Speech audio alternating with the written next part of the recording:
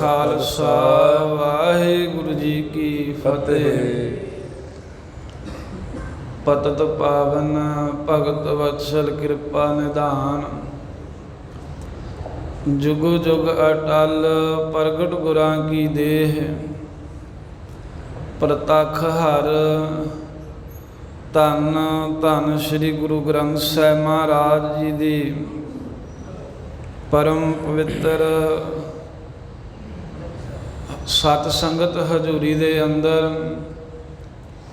धन धन श्री गुरु तेग बहादुर साहिब महाराज जी दे परम पवित्र तप अस्थान गुरुद्वारा श्री भोरा साहिब जी विखे अमृत वेले दे सजे हुए दीवाना दे विच सतगुरां दे हजूर हाजरियां भर रहे, दर्शन दीदारे कर रहे गुरु प्यारी खालसा साध संगत जी, सतगुरां ने रहमत करके सानू अपने दर दे दर्शन दीदारे सेवावां बख्शियां हन। आओ इस समय नू सफल बनाइए, लेखे दे विच लाइए जो सतगुरु साहिब सानू लड़ीवार गुरबाणी का उपदेश बख्श रहे ने, जो नित का सानू हुक्म कर रहे हैं। साड़ी कल्याण दे वचन नेती सतगुरु कह रहे ने, नित आवाज़ मार रहे ने, आवो सिख सतगुरु के प्यारे हो, गावो सच्ची बाणी। बाणी ता गावो गुरु केरी, बाणियाँ सिर बाणी। श्रोमणी गुरबाणी गाउण वास्ते, पढ़न वास्ते, विचारन वास्ते नित सतगुरु होका दे रहे ने, ते भावना वाले सिख गुरां दे वचन नूं कमाउण वास्ते चरनां 'च भी जुड़ बैठदे हन। आओ जिथे भी कदे सेवा कर रहे हैं, जिथे महाराज साहिब दे दर ते बैठण दा समां मिलिया, सुरती बिरती गुरु साहिब दे चरण कमलां दे नाल जोड़ीए। पवित्र गुरबाणी श्रवण करन वास्ते रसना करो पवित्र सारी संगत। आखो सतनाम श्री वाहिगुरु, सतनाम श्री वाहिगुरु साहिब जी। वाहिगुरु जी। श्री राग महला तीजा। काया साध है उर्द तप करै। धन धन श्री गुरु ग्रंथ साहिब महाराज दे पवित्र अंग 33 दे उत्ते ये पावन उपदेश अज दा सुभाएमान है। श्री राग महला तीजा। श्री राग दे अंदर तीसरे सतगुरु गुरु अमरदास साहिब पातशाह जी परम पवित्र उपदेश दे रहे हैं। ਇਹਦੇ ਵਿੱਚ ਸਤਿਗੁਰਾਂ ਨੇ ਨਾਮ ਦੀ ਮਹਾਨਤਾ ਕਹੀ ਆ ਸ਼ਬਦ ਅੰਦਰ, ਜਿਹੜਾ ਗੁਰਾਂ ਦੁਆਰਾ ਮਿਲਦਾ। ਤੇ ਜਿਹੜੇ ਸਾਧਨ ਪਿਛਲੇ ਸਮਿਆਂ 'ਚ ਲੋਕ ਕਰਦੇ ਹੁੰਦੇ ਸਨ, ਹੁਣ ਵੀ ਕਈ ਕਰਦੇ ਨੇ, ਜਿਵੇਂ ਕੋਈ ਸਰੀਰ ਨੂੰ ਕਸ਼ਟ ਦੇਣਾ, ਦੇਵਤਿਆਂ ਦੇ ਮੰਤਰਾਂ ਦੇ ਕੋਈ ਜਾਪ ਕਰਨੇ, ਯੋਗਾ ਅਭਿਆਸ ਕਰਨਾ, ਪ੍ਰਾਣਾਯਾਮ। ਇਹ ਵਸਤੂਆਂ ਸਤਿਗੁਰੂ ਮਹਾਰਾਜ ਸਾਹਿਬ ਨੇ ਜਣਾਈਆਂ ਵੀ ਨਾਮ ਦੇ ਵਿੱਚ ਸਹਾਇਕ ਨਹੀਂ ਹਨ। ਨਾਮ ਦੇ ਵਿੱਚ ਇਹਨਾਂ ਦੇ ਕਰਕੇ ਕੋਈ ਸਹਾਇਤਾ ਨਹੀਂ ਮਿਲਦੀ, ਨਾਮ ਪ੍ਰਾਪਤ ਹੀ ਨਹੀਂ ਹੁੰਦਾ। ਰਹਾਉ ਵਿੱਚ ਸਤਿਗੁਰਾਂ ਕਹਿ ਦਿੱਤਾ, ਸੁਣ ਮਨ ਮੇਰੇ ਭਜ ਸਤਿਗੁਰ ਸਰਣਾ। ਇਹ ਮਨਾ ਸੁਣ ਸਿੱਖਿਆ, ਭੱਜ ਕੇ ਗੁਰਾਂ ਦੀ ਸ਼ਰਨ ਵਿੱਚ ਪੈ ਜਾ। ਕਾਹਦੇ ਵਾਸਤੇ? ਕਹਿੰਦੇ ਗੁਰ ਪ੍ਰਸਾਦੀ ਛੁੱਟੀ ਐ, ਬਿਖ ਭਵਜਲ ਸ਼ਬਦ ਗੁਰ ਤਰਣਾ। ਗੁਰਾਂ ਦੀ ਕਿਰਪਾ ਨਾਲ ਹੀ ਛੁੱਟੇਗਾ। ਛੁਟਕਾਰਾ ਸਤਿਗੁਰਾਂ ਦੀ ਦਇਆ ਦੇ ਨਾਲ ਹੀ ਹੋਣਾ ਹੈ। ਹੱਠ ਜੋਗ, ਇਹ ਦਸਮ ਦੁਆਰ ਦੀਆਂ ਬਿਰਤੀਆਂ ਜਾਂ ਸਰੀਰ ਨੂੰ ਸਾਧਣ ਦੀ ਕਿਰਿਆ, ਇਹ ਨਹੀਂ ਤੈਨੂੰ ਤਾਰੂਗੀ। ਤਾਰੂਗੀ ਗੁਰਾਂ ਦੀ ਕਿਰਪਾ। ਜਦੋਂ ਤਾਰਿਆ ਗੁਰੂ ਦੇ ਸ਼ਬਦ ਦੇ ਦੁਆਰਾ, ਵੇਹ ਰੂਪੀ ਸੰਸਾਰ ਤੋਂ ਤਰ ਜਾਈਦਾ ਹੈ। ਇਹ ਭਾਵ ਕਿਹਾ ਵੀ ਗੁਰੂ ਸਾਹਿਬ ਦੀ ਸ਼ਰਨ ਪੈ। ਮਹਾਰਾਜ ਹੋਰ ਕੋਈ ਸਾਧਨ ਕੀਤਿਆਂ ਨਹੀਂ ਤਰ ਸਕਦੇ। ਕੋਈ ਸਰੀਰ ਦੀ ਕਿਰਿਆ ਸੋਧ ਲਈਏ, ਲੰਮੀ ਉਮਰ ਵਾਲੇ ਯਤਨ ਕਰ ਲਈਏ, ਕੋਈ ਯੋਗਾ ਅਭਿਆਸ ਕਰੀਏ, ਤਾਂ ਫਿਰ ਮਹਾਰਾਜ ਜਣਾਉਂਦੇ ਹੀ ਨਹੀਂ ਵੀ ਭਾਈ ਤੂੰ ਇਕੱਲਾ ਨਹੀਂ ਹੈ, ਤੇਰੇ ਤੋਂ ਪਹਿਲਾਂ ਵੀ ਬੜੇ ਅਭਿਆਸੀ ਹੋਏ ਨੇ। ਉਹ ਉਪਦੇਸ਼ ਦੇਣ ਹਿਤ ਸਾਹਿਬ ਕਹਿੰਦੇ ਹਨ, ਕਾਇਆ ਸਾਧੈ ਉਰਦ ਤਪ ਕਰੈ। ਤੀਸਰੇ ਪਾਤਸ਼ਾਹ ਕਹਿੰਦੇ ਹੈ ਭਾਈ ਗੁਰਸਿੱਖੋ, ਕਈ ਐਸੇ ਨੇ ਜਿਹੜੇ ਕਾਇਆ ਕੀ ਹੈ ਦੇਹ, ਆ ਜੋ ਸਾਡਾ ਸਰੀਰ ਹੈ, ਇਹ ਸਰੀਰ ਨੂੰ ਸਾਧਦੇ ਨੇ। ਕਈ ਐਸੇ ਹਨ ਇੰਨਾ ਸਾਧਦੇ ਨੇ ਵੀ ਬਸ ਆਪਣੇ ਸਰੀਰ ਦੇ ਹੱਡੀ ਕੱਢ ਲੈਂਦੇ ਹਨ, ਜਾਂ ਇਸ ਤਰ੍ਹਾਂ ਕਿਰਿਆ ਕਰਦੇ ਨੇ ਵੀ 5 ਕਿਲੋ ਪਾਣੀ ਲੂਣ ਪਾ ਕੇ ਉਹ ਥੋੜ੍ਹਾ ਥੋੜ੍ਹਾ ਪੀ ਕੇ ਫਿਰ ਬਾਹਰ ਕੱਢੀ ਜਾਣਾ, ਜਾਂ ਨਾਸਕਾਂ ਦੇ ਰਾਹੀਂ ਪਾਣੀ ਬਾਹਰ ਕੱਢ ਦੇਣਾ, ਅਤੇ ਲੀਰ ਜੀ ਇੱਕ ਫਿਰ ਕੱਢਦੇ ਨੇ ਸਰੀਰ ਦੀਆਂ ਨਾੜਾਂ ਵਿੱਚੋਂ। ਜੋਗੀ ਲੋਕ ਲੀਰਾਂ ਦੇ ਨਾਲ, ਟਾਕੀਆਂ ਦੇ ਨਾਲ ਨਾੜਾਂ ਸਾਫ਼ ਕਰ ਦਿੰਦੇ ਆ। ਇਸ ਤਰ੍ਹਾਂ ਸਰੀਰ ਨੂੰ ਸਾਧਦੇ ਨੇ। ਸਰੀਰ ਨੂੰ ਸਾਧਨ ਕਰ ਕਰਕੇ ਬੜੇ ਕਸ਼ਟ ਦਿੰਦੇ ਹਨ, ਬੜੇ ਦੁੱਖ ਦਿੰਦੇ ਨੇ। ਦੁੱਖ ਦੇ ਕੇ ਜਿਵੇਂ ਹਰੜਾਂ, ਇਹੀ ਆਪਣਾ ਪਾਣੀ ਦੇ ਵਿੱਚ ਭਿਉਂ ਕੇ ਹਰੜਾਂ ਖਾਈ ਜਾਂਦੇ ਆ, ਕਦੀ ਪਾਣੀ 'ਚ ਭਿਉਂ ਕੇ, ਕਦੀ ਕਿਸੇ ਤਰ੍ਹਾਂ, ਕਦੀ ਸੁੱਕੀਆਂ। ਕਾਇਆ ਨੂੰ ਕਲਪ ਕਰਦੇ ਨੇ, ਅਰੋਗ ਰੱਖਣ ਦੇ ਵਾਸਤੇ ਯਤਨ ਕਰਦੇ, ਉਮਰਾਂ ਵਧਾਉਣੀਆਂ ਚਾਹੁੰਦੇ ਵੀ ਸਾਡੇ ਸਰੀਰ ਦੀ ਉਮਰ ਵੱਧ ਜੇ। ਕਾਇਆ ਕਲਪ ਹੁੰਦਾ ਵੀ ਕਿਸੇ ਤਰ੍ਹਾਂ ਦਾ ਕੋਈ ਰੋਗ ਹੀ ਨਾ ਲੱਗੇ, ਕੋਈ ਬਿਮਾਰੀ ਨਾ ਲੱਗੇ। ਇੱਦਾਂ ਦੇ ਬੜੇ ਸਾਧਨ ਕਈ ਕਰਦੇ ਆ। ਮਹਾਂਪੁਰਖ ਕਥਾ ਦੱਸਦੇ ਕਿ ਕੋਈ ਸੰਤ ਅਰਜਨ ਸਿੰਘ ਹੋਏ, ਉਹਨਾਂ ਨੇ ਬੜਾ ਇੱਦਾਂ ਕਾਇਆ ਕਲਪ ਕਰਨ ਦੇ ਲਈ ਬੜੇ ਸਾਧਨ ਕੀਤੇ ਵੀ ਮੈਨੂੰ ਕੋਈ ਰੋਗ ਨਾ ਲੱਗੇ। ਪਰ ਕਠਿਨ ਸਾਧਨ ਕਰਦਿਆਂ ਰੋਗ ਲਵਾ ਕੇ ਹੀ ਕਹਿੰਦੇ ਦੁਖੀ ਹੋ ਕੇ ਮਰ ਗਏ। ਵੀ ਸਾਰੀ ਉਮਰ ਤਾਂ ਸਾਧਨ ਇੱਦਾਂ ਦੇ ਕੀਤੇ ਸਨ ਵੀ ਸਰੀਰ ਅਰੋਗ ਰਹੇ, ਪਰ ਫਿਰ ਇਹਨਾਂ ਕਰਕੇ ਬਿਮਾਰੀ ਲੱਗ ਗਈ ਹੈ। ਅਤੇ ਧੰਨ ਗੁਰੂ ਅਮਰਦਾਸ ਸਾਹਿਬ ਕਹਿੰਦੇ ਵੀ ਜੋ ਕਾਇਆ ਨੂੰ ਸਾਧਨਾ ਹੈ, ਕਾਇਆ ਸਰੀਰ ਨੂੰ ਕਿਸੇ ਤਰ੍ਹਾਂ ਅਰੋਗ ਰੱਖਣ ਦੇ ਜਿਹੜੇ ਯਤਨ ਕਰਨੇ ਹਨ, ਇਹ ਵੀ ਅਨੇਕਾਂ ਜੀਵ ਕਰਦੇ ਨੇ। ਭਾਵੇਂ ਕੋਈ ਇਹ ਪਿਆ ਕਰੇ ਅਤੇ ਨਾਲ ਹੀ ਉਰਦ ਤਪ ਕਰੈ। ਉਰਦ ਤਪ ਕੀ ਹੈ ਵੀ ਉਰਦ ਕਪਾਲੀ ਆਸਣ ਲਾ ਕੇ, ਸਿਰ ਭਾਰ ਖਲੋ ਕਰਕੇ ਤਪੱਸਿਆ ਕਰਨੀ, ਤਪ ਕਰਨਾ। ਜਾਂ ਉਰਦ ਪੁੱਠਿਆਂ ਲਮਕ ਕੇ ਲੱਤਾਂ ਕਿਸੇ ਦਰਖਤ ਨਾਲ ਬੰਨ੍ਹ ਲੈਣੀਆਂ ਅਤੇ ਪੁੱਠਿਆਂ ਲਮਕ ਕੇ ਤਪੱਸਿਆ ਕਰਨੀ। ਜਾਂ ਉਰਦ ਨਾਮ ਉੱਪਰ ਨੂੰ ਬਾਹਾਂ ਚੱਕ ਕੇ ਇੱਕ ਪੈਰ 'ਤੇ ਖਲੋ ਕੇ ਇੱਕ ਥਾਂ 'ਤੇ ਟਿਕੇ ਰਹਿਣਾ, ਸਰੀਰ ਦੀ ਕਿਰਿਆ ਵੀ ਉੱਥੇ ਖਲੋਤੇ ਹੀ ਕਰੀ ਜਾਣੀ। ਅਤੇ ਇੱਦਾਂ ਉਰਦ ਤਪ, ਉੱਚੀਆਂ ਬਾਹਾਂ ਕਰਕੇ ਕੋਈ ਤਪ ਕਰੇ। 10ਵੇਂ ਪਾਤਸ਼ਾਹ ਨੇ ਤਾਂ ਕਹਿ ਦਿੱਤਾ ਵੀ ਜੇ ਇੱਕ ਥਾਂ 'ਤੇ ਖਲੋਤੇ ਰਹਿਣ ਦੇ ਨਾਲ ਹੀ ਮੁਕਤੀ ਮਿਲਦੀ ਹੋਵੇ, ਪਾਹਨ ਅਨੇਕ ਯੁੱਗ ਏਕ ਠੌਰ ਬਾਸ ਕਰੈ। ਕਹਿੰਦੇ ਪੱਥਰ ਤਾਂ ਅਨੇਕਾਂ ਹੀ ਯੁੱਗ, ਵੱਡੇ ਜਿਹੜੇ ਪਹਾੜਾਂ ਵਰਗੇ ਪੱਥਰ ਨੇ, ਉਹ ਤਾਂ ਅਨੇਕਾਂ ਯੁੱਗ ਇੱਕੇ ਥਾਂ ਦੇ ਹੀ ਵੱਸਦੇ ਨੇ, ਉਹ ਵੀ ਫਿਰ ਮੁਕਤ ਹੋ ਜਾਣੇ ਚਾਹੀਦੇ ਸਨ। ਸੋ ਇਸ ਤਰ੍ਹਾਂ ਕਾਇਆ ਨੂੰ ਸਾਧਣਾ, ਕੋਈ ਦੁੱਖ ਦੇਣਾ, ਕੋਈ ਪੁੱਠਿਆਂ ਲਮਕ ਕੇ ਤਪੱਸਿਆ ਕਰਨੀ, ਬਾਹਾਂ ਖੜੀਆਂ ਕਰਕੇ ਖਲੋਤੇ ਰਹਿਣਾ, ਇੱਕ ਪੈਰ 'ਤੇ ਖਲੋਤੇ ਰਹਿਣਾ। ਕੋਈ ਇਸ ਤਰ੍ਹਾਂ ਦੇ ਭਾਵੇਂ ਅਨੇਕਾਂ ਹੀ ਤਪ ਕਰ ਲਵੇ, ਅਨੇਕਾਂ ਹੀ ਤਪੱਸਿਆ ਜੀਵ ਕਰ ਲਵੇ, ਵਿੱਚੋਂ ਹਉਮੈ ਨਾ ਜਾਏ। ਕਹਿੰਦੇ ਵੀ ਇਹ ਕਰਮ ਕਰਨ ਦੇ ਨਾਲ ਹਉਮੈ ਤਾਂ ਨਹੀਂ ਵਿੱਚੋਂ ਜਾਂਦੀ, ਸਗੋਂ ਹਉਮੈ ਹੋਰ ਵੱਧ ਜਾਂਦੀ ਹੈ। ਮੇਰੀ ਉਮਰ ਵੱਧ ਗਈ। ਸਿੱਧਾਂ ਨੂੰ ਹਉਮੈ ਕੀ ਸੀ? ਉਹ ਗੁਰੂ ਨਾਨਕ ਦੇਵ ਸਾਹਿਬ ਨੂੰ ਬਾਲਕਾ ਕਹਿੰਦੇ ਸਨ। ਜਦੋਂ ਸਤਿਗੁਰਾਂ ਨੂੰ ਮਿਲਣਾ ਨਾ, ਪਹਿਲਾਂ ਇਹਨਾਂ ਨੇ, ਬਾਅਦ ਤਾਂ ਸੂਤਰ ਆ ਗਏ ਗੁਰਾਂ ਦੇ ਅੱਗੇ ਝੁਕ ਗਏ। ਪਹਿਲਾਂ ਇਹੀ ਕਹਿਣਾ ਵੀ ਬਾਲਕ। ਆਪਣੀਆਂ ਉਮਰਾਂ ਵਧਾਈਆਂ ਸਨ, ਆਪ ਲੰਮੀਆਂ ਉਮਰਾਂ, ਆਪ ਵੱਡੇ ਅਖਵਾਉਣਾ, ਅਤੇ ਗੁਰੂ ਨਾਨਕ ਦੇਵ ਸਾਹਿਬ ਨੂੰ ਬੱਚਾ ਨਿਆਣਾ ਹੀ ਸਮਝ ਕੇ ਆਵਾਜ਼ ਮਾਰਦੇ ਸਨ। ਇਹ ਹਉਮੈ ਤਾਂ ਨਹੀਂ ਨਾ ਗਈ ਅੰਦਰੋਂ। ਜੇ ਸਰੀਰ ਨੂੰ ਕਿਸੇ ਜੋਗੀ ਨੇ ਸਾਧ ਲਿਆ, ਜੇ ਕਪਾਲ ਕਿਰਿਆ ਕਰ ਲਈ, ਕੋਈ ਕਪਾਲੀ ਆਸਣ ਲਾ ਲਿਆ, ਕੋਈ ਪੁੱਠੇ ਲਟਕ ਗਿਆ, ਕੋਈ ਸਰੀਰ ਨੂੰ ਅਰੋਗ ਕਰ ਲਿਆ, ਇਹਦੇ ਨਾਲ ਸਗੋਂ ਹੋਰ ਹਉਮੈ ਵੱਧ ਜਾਂਦੀ ਹੈ, ਘਟਦੀ ਨਹੀਂ ਹੈ। ਹੁੰਦਾ ਹੈ ਵੀ ਮੈਂ ਵੀ ਇੰਨਾ ਚਿਰ ਤਪੱਸਿਆ ਕੀਤੀ, ਮੈਂ ਇੰਨਾ ਚਿਰ ਪੁੱਠਿਆ ਲਮਕਿਆ ਰਿਹਾ। ਉਹ ਹਉਮੈ ਜਿਹਦੇ ਕਰਕੇ ਵਾਹਿਗੁਰੂ ਨਾਲ ਸੰਗਤ ਜੀ ਫਰਕ ਪੈਂਦਾ। ਹਉਮੈ ਕੀ ਹੈ? ਫਰਕ ਪਾਉਣ ਵਾਲੀ ਚੀਜ਼ ਹੀ ਹੈ। ਹਉਮੈ ਫਿੱਕ ਪਾ ਦਿੰਦੀ ਹੈ ਰੱਬ ਦੇ ਨਾਲ। ਜਿਵੇਂ ਕਹਿੰਦੇ ਨਾ ਵੀ ਮੇਰਾ ਫਲਾਣੇ ਨਾਲੋਂ ਫਿੱਕ ਹੀ ਪੈ ਗਿਆ, ਮਨ ਹੀ ਨਹੀਂ ਉਹਦੇ ਨਾਲ ਜੁੜਦਾ। ਮਾਲਕ ਵੱਲੋਂ ਫਿੱਕ ਹੀ ਪਾ ਦਿੰਦੀ, ਪਰਮੇਸ਼ਰ ਨਾਲ ਜੀਵ ਦਾ ਮਨ ਹੀ ਨਹੀਂ ਜੁੜਦਾ ਜਿਹੜਾ ਹਉਮੈ ਕਰਦਾ ਹੈ।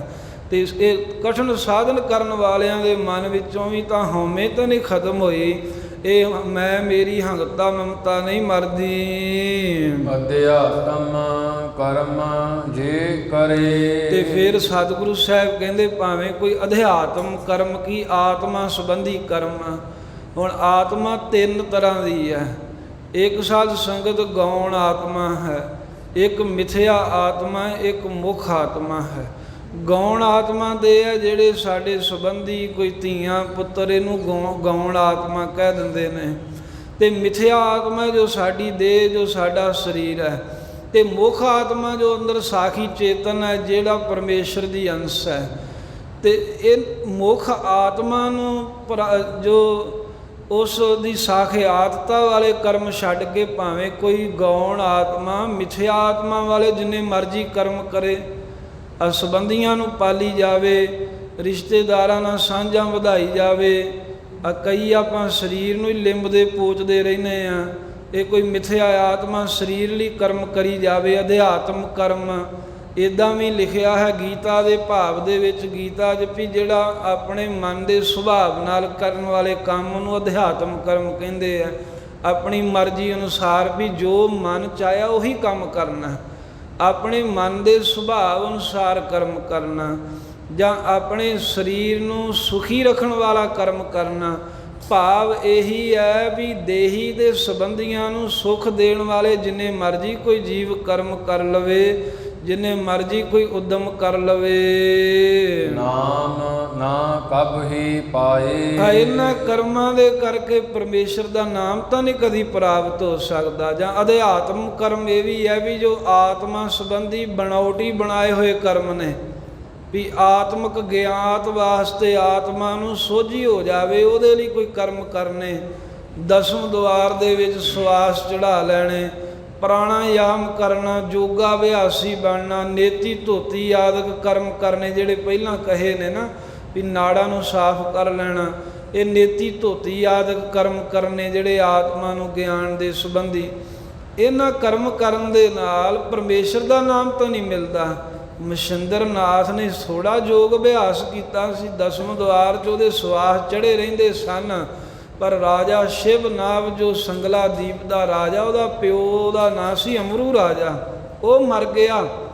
ਤੇ ਉਹਦੇ ਸਰੀਰ ਦੇ ਵਿੱਚ ਜਾ ਕਰਕੇ ਮਛਿੰਦਰ ਨਾਥ ਆਪਣੀ ਸਾਧ ਸੰਗਤ ਸਿੱਧੀ ਦੁਆਰਾ, ਆਪਣੀ ਸ਼ਕਤੀ ਦੁਆਰਾ ਪ੍ਰਵੇਸ਼ ਕਰਕੇ ਤੇ ਕਈ ਸਾਲ ਪਦਮਣੀਆਂ ਭੋਗਦਾ ਰਿਹਾ। ਅੰਦਰੋਂ ਵਿਸ਼ੇ ਭੋਗਣ ਦੀ ਤਾਂ ਇੱਛਾ ਗਈ ਹੋਈ ਨਹੀਂ। ਜਦੋਂ ਜਾ ਕੇ ਗੁਰੂ ਨਾਨਕ ਸਾਹਿਬ ਨੇ ਕਿਹਾ ਸੀ, ਉਹ ਤੇਰਾ ਗੁਰੂ ਕਿੱਥੇ ਫਿਰਦਾ, ਉਹਨੂੰ ਸੋਝੀ ਕਰਾ ਕੇ ਭੇਜਿਆ। ਉਹਨੇ ਜਾ ਕੇ ਕਿਹਾ ਸੀ, ਜਾਗ ਮਛਿੰਦਰਾ ਗੋਰਖ ਆਏ। ਗੋਰਖ ਆਪਣੇ ਗੁਰੂ ਮਛਿੰਦਰ ਨੂੰ ਫਿਰ ਲੈ ਕੇ ਆਇਆ, ਬੜਾ ਸ਼ਰਮਿੰਦਾ ਹੋਇਆ। ਵੀ ਕਹਿੰਦੇ ਵੀ ਇਹ ਯੋਗਾ ਅਭਿਆਸ ਕੀਤਿਆਂ ਵੀ ਅੰਦਰੋਂ ਕਾਮ ਤਾਂ ਨਹੀਂ ਮਰਿਆ ਉਹਦਾ।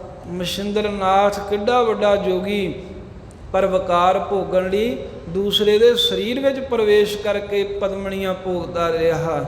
ਇਸ ਤਰ੍ਹਾਂ ਜਿਹੜੇ ਬਨਾਵਟੀ ਕਰਮ ਜਿੰਨੇ ਮਰਜ਼ੀ ਕਰ ਲਓ, ਜਿਹੜੀ ਆਪਣੀ ਗੱਲ ਬਣਾਈ ਹੁੰਦੀ ਨਾ ਕਈਆਂ ਨੇ ਵੀ ਸਾਡਾ ਇਹ ਵੀ ਬਜ਼ੁਰਗਾਂ ਨੇ ਕਿਹਾ, ਕਈ ਕੰਮ ਅਸੀਂ ਘਰਾਂ 'ਚ ਐਸੇ ਕਰਦੇ ਹਾਂ ਧਾਰਮਿਕ ਕਹਿ ਕੇ, ਵੀ ਕਹਿੰਦੇ ਵੀ ਸਾਡੇ ਬਜ਼ੁਰਗ ਕਰਦੇ ਸਨ। ਜੇ ਕੋਈ ਪੁੱਛੇ ਵੀ ਇਹ ਕਿੱਥੇ ਲਿਖਿਆ ਜਾਂ ਤੁਸੀਂ ਇਹ ਕਿਉਂ ਕਰਦੇ ਹੋ, ਇਹ ਸਾਡੀ ਮਾਈ ਕਰਦੀ ਹੁੰਦੀ ਸੀ। ਇਹ ਕੋਈ ਕਹਿੰਦਾ ਸਾਡਾ ਫਲਾਨਾ ਇਹ ਕਰਦਾ ਹੁੰਦਾ ਸੀ। ਬਸ ਪਤਾ ਹੀ ਨਹੀਂ ਹੈ ਵੀ ਇਹ ਕਰਮ ਕਰ ਕਾਹਦੇ ਵਾਸਤੇ ਰਹੇ ਆ। ਇਹ ਬਸ ਕੇਵਲ ਜਿਵੇਂ ਇੱਕ ਬੱਚੀ ਵਿਆਹੀ ਗਈ ਪੇਕੇ ਘਰ ਤੋਂ ਸਹੁਰੇ ਘਰ, ਤੇ ਪੇਕੇ ਘਰ ਕੀ ਸੀ ਵੀ ਉੱਥੇ ਉਹਨਾਂ ਨੇ ਪੁਰਾਣੇ ਸਮਿਆਂ 'ਚ ਜਿਵੇਂ ਦੁੱਧ ਦਹੀਂ ਜਿਹਾ ਬਾਹਰ ਰੱਖਣਾ, ਤੇ ਬਿੱਲੀ ਜਿਹੜੀ ਟੋਕਰੇ 'ਚ ਬੰਦ ਕਰਦੇ, ਤੇ ਉਹ ਖੜੀ ਕਰ ਦਿੰਦੇ ਸਨ ਟੋਕਰੀ, ਬਿੱਲੀ ਉਹਦੇ ਹੇਠਾਂ ਆਉਂਦੀ ਤੇ ਫਿਰ ਬੰਦ ਕਰ ਦਿੰਦੇ। ਉਹ ਸਹੁਰੇ ਗਈ ਤੇ ਜਾ ਕਰਕੇ ਜਦੋਂ ਰਾਤ ਹੋਈ ਉਹਨੂੰ ਚੌਂਕੇ ਕੰਮੇ ਚਾੜਿਆ ਤਾਂ ਉਹਦਾ ਟੋਕਰਾ ਖੜਾ ਕਰਕੇ ਉੱਥੇ ਬੈਠ ਗਈ। ਉਹ ਪਰਿਵਾਰ ਵਾਲਿਆਂ ਕਿਹਾ ਵੀ ਇਹ ਤੂੰ ਕੀ ਕਰ ਰਹੀ ਹੈ, ਸੌਂ ਜਾ। ਉਹ ਕਹਿਣ ਲੱਗੀ ਨਾ, ਮੈਂ ਤਾਂ ਉਹਨਾਂ ਚਿਰ ਨਹੀਂ ਸੌਂਦੀ ਜਿੰਨਾ ਚਿਰ ਬਿੱਲੀ ਆ ਕੇ ਇਹਦੇ ਵਿੱਚ ਨਾ ਬੈਠੀ, ਕਿਉਂਕਿ ਮੈਂ ਟੋਕਰੇ ਦੇ ਵਿੱਚ ਬਿੱਲੀ ਨੂੰ ਬੰਦ ਕਰਕੇ ਫੇਰ ਸੌਂਦੀ ਹਾਂ।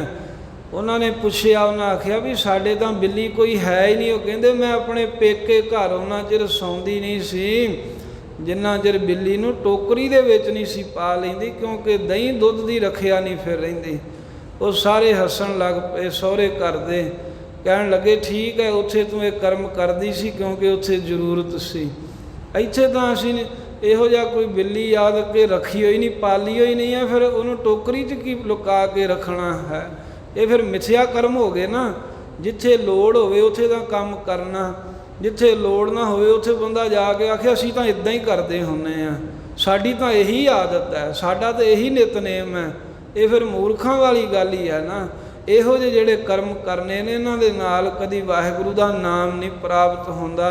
ਅਤੇ ਸਾਧ ਸੰਗਤ ਜੀ, ਨਾਮ ਤੋਂ ਬਗੈਰ ਕੋਈ ਸੁੱਖ ਹੈ ਹੀ ਨਹੀਂ। ਨਾਮ ਤੋਂ ਬਗੈਰ ਸਾਡੀ ਹਾਲਤ ਐਸੀ ਹੋਈ ਪਈ ਹੈ, ਨਾ ਕੋਈ ਨਾਮ ਜਪਦੇ ਆਪਾਂ ਕਿਤੇ। ਨਾਮ ਦਾ ਤਾਂ ਬਸ ਇੱਕ ਕਹਿ ਦਿੰਦੇ ਆ ਵੀ ਨਾਮ ਮਿਲ ਜੇ, ਪਰ ਪਰਮੇਸ਼ਰ ਦਾ ਨਾਮ ਕਿੰਨੇ ਕੁ ਗੁਰਸਿੱਖ ਜਪ ਰਹੇ ਆਪਾਂ। ਆਹ ਨਾਮ ਕੀ ਜਪਣਾ, ਨਿਤਨੇਮ ਹੀ ਨਹੀਂ ਇੱਥੇ ਪੂਰਾ ਹੁੰਦਾ। ਨਿਤਨੇਮ ਹੀ ਪੂਰਾ ਨਹੀਂ ਕਰਦੇ ਉਹ ਜੀ।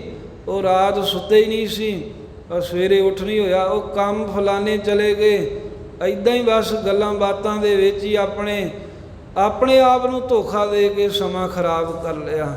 ਨਾਮ ਜਪਦੇ ਹੀ ਨਹੀਂ, ਨਾਮ ਪ੍ਰਾਪਤ ਹੀ ਨਹੀਂ ਹੁੰਦਾ ਸਾਡੇ ਪੁੱਠੇ ਸਿੱਧੇ ਕੰਮਾਂ ਕਰਕੇ। ਪਰਮੇਸ਼ਰ ਦੇ ਨਾਮ ਤੋਂ ਬਗੈਰ ਸ੍ਰਿਸ਼ਟੀ ਡੁੱਬ ਰਹੀ ਹੈ। ਨਾਮ ਤੋਂ ਬਗੈਰ ਕਿਸੇ ਨੂੰ ਸੁੱਖ ਪ੍ਰਾਪਤ ਨਹੀਂ ਹੁੰਦਾ, ਇਹ ਗੱਲ ਪੱਕੀ ਹੈ। ਪਰ ਫਿਰ ਵੀ ਅਸੀਂ ਨਾਮ ਵਿਸਾਰੀ ਬੈਠੇ ਹਾਂ। ਅਜੇ ਮਰਿਆਦਾ ਦੀ ਗੱਲ ਕਰੀਏ, ਆ ਸੰਗਤ ਆਉਂਦੀ ਹੈ ਗੁਰੂ ਘਰ, ਪੁੱਛ ਲਈਏ ਵੀ ਤੁਹਾਨੂੰ ਜਪ ਸਾਹਿਬ ਆਉਂਦਾ? ਕਿੰਨਿਆਂ ਨੂੰ ਜਪਜੀ ਸਾਹਿਬ ਹੀ ਨਹੀਂ ਆਉਂਦਾ। ਕਿੰਨੇ ਐਸੇ ਜਿਨ੍ਹਾਂ ਨੂੰ ਨਿਤਨੇਮ ਹਾਲਾਂ ਤੀਕਰ ਵੇਖ ਕੇ ਹੀ ਪੜ੍ਹਨਾ ਨਹੀਂ ਆਉਂਦਾ, ਕੰਠ ਤਾਂ ਕੀ ਕਰਨਾ ਹੈ।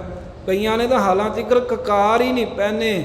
ਕਿੰਨੀ ਗਿਰਾਵਟ ਹੈ। ਕਰਮ ਤਾਂ ਕਰ ਹੀ ਰਹੇ ਹੋ ਨਾ, ਆ ਜਾ ਰਹੇ ਹੋ।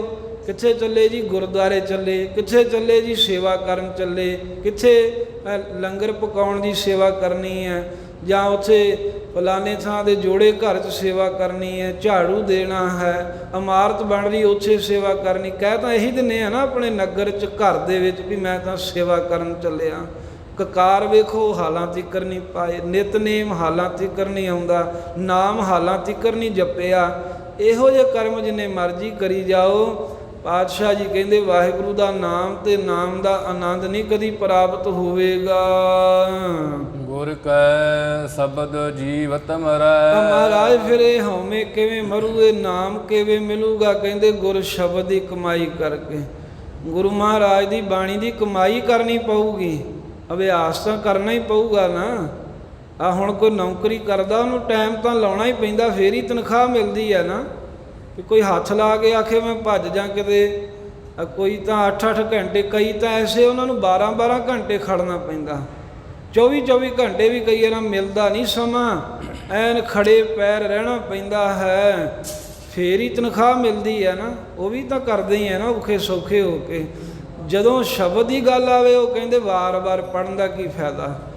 ਬਾਣੀ ਤਾਂ ਜੀ ਮਨ 'ਚ ਵਸਾਉਣੀ ਚਾਹੀਦੀ ਹੈ, ਇਹਨੂੰ ਪੜ੍ਹਨ ਦੇ ਨਾਲ ਰੋਜ਼ ਕਈ ਇੱਥੋਂ ਤੀਕਰ ਮਨਮਤੀ ਉਹ ਕਹਿੰਦੇ ਰੋਜ਼ ਨਿਤਨੇਮ 'ਚ ਇੱਕੋ ਹੀ ਬਾਣੀਆਂ ਪੜ੍ਹਦੇ ਹਾਂ, ਸਾਨੂੰ ਨੀਂਦ ਆਉਂਦੀ ਹੈ। ਸਾਡਾ ਮਨ ਜਿਹੜਾ ਹੈ ਨਾ ਉਹ ਦੁਖੀ ਜਿਹਾ ਹੁੰਦਾ ਵੀ ਰੋਜ਼ ਹੀ ਕਹਿੰਦੇ ਜਪਜੀ ਸਾਹਿਬ, ਰੋਜ਼ ਹੀ ਜਾਪ ਸਾਹਿਬ, ਰੋਜ਼ ਚੌਪਈ ਸਾਹਿਬ, ਰੋਜ਼ ਸਵਈਏ, ਰੋਜ਼ ਆਨੰਦ ਸਾਹਿਬ। ਇਹ ਨਹੀਂ ਪੜ੍ਹਨ ਨੂੰ ਮਨ ਕਰਦਾ। ਐਸੇ ਵੀ ਹੈਗੇ ਨੇ, ਇਹ ਸੱਚੀ ਗੱਲ ਹੈ। ਫਿਰ ਹੈਗੇ ਵੀ ਉਹ ਨੇ ਜਿਹੜੇ ਗੁਰੂ ਘਰਾਂ ਦੇ ਗ੍ਰੰਥੀ ਹੈ, ਕਈ ਥਾਵਾਂ 'ਤੇ ਕਹਿ ਦਿੰਦੇ ਵੀ ਰੋਜ਼ ਇੱਕੋ ਬਾਣੀਆਂ ਪੜ੍ਹਨੀਆਂ ਪੈਂਦੀਆਂ, ਮਨ ਜਿਹੜਾ ਇਹ ਖੁਸ਼ ਨਹੀਂ ਹੁੰਦਾ, ਨੀਂਦ ਆਉਂਦੀ ਹੈ ਪਾਠ ਕਰਦੇ ਹਾਂ। ਅਤੇ ਸ਼ਬਦ ਦਾ ਅਭਿਆਸ ਤਾਂ ਕਰਨਾ ਹੀ ਪਊਗਾ ਨਾ। ਰੋਟੀ ਨਹੀਂ ਰੋਜ਼ ਖਾਂਦੇ, ਰੋਜ਼ ਕੀ ਦਿਨ ਦੇ ਵਿੱਚ 2 ਵਾਰ 3 ਵਾਰਾਂ ਵੀ ਖਾ ਜਾਂਦੇ ਆ, ਰੋਟੀ ਵੀ ਰੋਜ਼ ਖਾਣਾ ਹੀ ਹੈ ਨਾ। ਨੀਂਦ ਵੀ ਰੋਜ਼ ਲੈਣਾ ਹੀ ਆ। ਜਿੱਦਣ ਨਾ ਕਿਤੇ ਨੀਂਦ ਆਵੇ ਤਾਂ ਕਹਿੰਦੇ ਵੀ ਅੱਜ ਤਾਂ ਮੇਰਾ ਬਹੁਤ ਬੁਰਾ ਹਾਲ ਹੈ, ਸਿਰ ਪਾਟਣ ਆਇਆ। ਸੌਣਾ ਵੀ ਜ਼ਰੂਰੀ ਸਮਝਦੇ ਆ, ਖਾਣਾ ਵੀ ਜ਼ਰੂਰੀ ਸਮਝਦੇ ਆ। ਹਰ ਕੋਈ ਕੰਮ ਤੇ ਕਹਿੰਦੇ ਆ ਵੀ ਨਿੱਤ ਕਰੀਏ, ਵਾਰ-ਵਾਰ ਕਰੀਏ, ਮੁੜ-ਮੁੜ ਕੇ ਕਰੀਏ। ਪਰ ਜਦੋਂ ਗੁਰਬਾਣੀ ਦੀ ਗੱਲ ਹੈ, ਨਾ ਇਹ ਨਾ ਮੈਨੂੰ ਪੜ੍ਹਨੀ ਪੈ ਜੇ, ਫੇਰ ਮੌਤ ਪੈ ਜਾਂਦੀ ਹੈ। ਕਹਿੰਦੇ ਨਾਮ ਸੁਣਤ ਜਨ ਬਿਸ਼ੂ ਡਸਾਨਾ, ਜਿਵੇਂ ਬਿਸ਼ੂ ਡੰਗ ਮਾਰਦਾ ਨਾ, ਇਹ ਉਹਦੀ ਪੀੜ ਹੁੰਦੀ ਹੈ। ਬਸ ਰੱਬ ਦਾ ਨਾਮ ਜਪਣ ਦੀ ਗੱਲ ਸੁਣ ਕੇ ਤਾਂ ਮੌਤ ਸਾਨੂੰ ਇਉਂ ਹੀ ਪੈਂਦੀ ਜਿਵੇਂ ਬਿਸ਼ੂ ਨੇ ਡੰਗ ਹੀ ਮਾਰ ਲਿਆ ਹੋਵੇ। ਜਿਵੇਂ ਸਿਰ 'ਤੇ ਕਿਸੇ ਨੇ ਮਣਾ ਮੂੰਹੀ ਭਾਰ ਚੁੱਕਣ ਵਾਸਤੇ ਕਹਿ ਦਿੱਤਾ, ਬਾਣੀ ਪੜ੍ਹਨ ਨੇ ਕਿਹਾ। ਪੰਡਤ ਆਏ ਗੁਰੂ ਕਲਗੀਧਰ ਸਾਹਿਬ ਨੂੰ, ਕਹਿੰਦੇ ਮਹਾਰਾਜ ਤੁਸੀਂ ਤਾਂ ਸਾਡੀ ਪੂਜਾ ਪੁਜਾਰੀ ਬੰਦ ਕਰਤੀ, ਸਾਨੂੰ ਦਕਸ਼ਣਾ ਦੇਣੀ ਬੰਦ ਕਰਤੀ, ਨਾ ਸਾਡੇ ਕੋਲ ਕੋਈ ਕਰਮ ਕਰਾਉਂਦੇ ਹੋ, ਨਾ ਕੋਈ ਜੱਗ ਕਰਾਉਂਦੇ ਹੋ, ਅਸੀਂ ਤੇ ਭੁੱਖੇ ਮਰ ਗਏ। ਸਾਹਿਬ ਕਹਿੰਦੇ ਇਉਂ ਕਰੋ ਵੀ ਭੁੱਖੇ ਮਰਨ ਨਹੀਂ ਦਿੰਦੇ, ਨਿੱਤ ਤੁਹਾਨੂੰ ਸੋਨੇ ਦੀ ਮੋਹਰ ਦੇਵਾਂਗੇ, ਇੱਕ ਮਾਲਾ ਲੈ ਜਾਓ। ਪਾਤਸ਼ਾਹ ਕਹਿੰਦੇ ਇੱਥੇ ਬੈਠ ਕੇ ਬਸ ਸਿਮਰਨ ਕਰੋ। ਕਹਿੰਦੇ ਇਹਦੇ ਕੰਮ ਹੀ ਬੜਾ ਸੌਖਾ।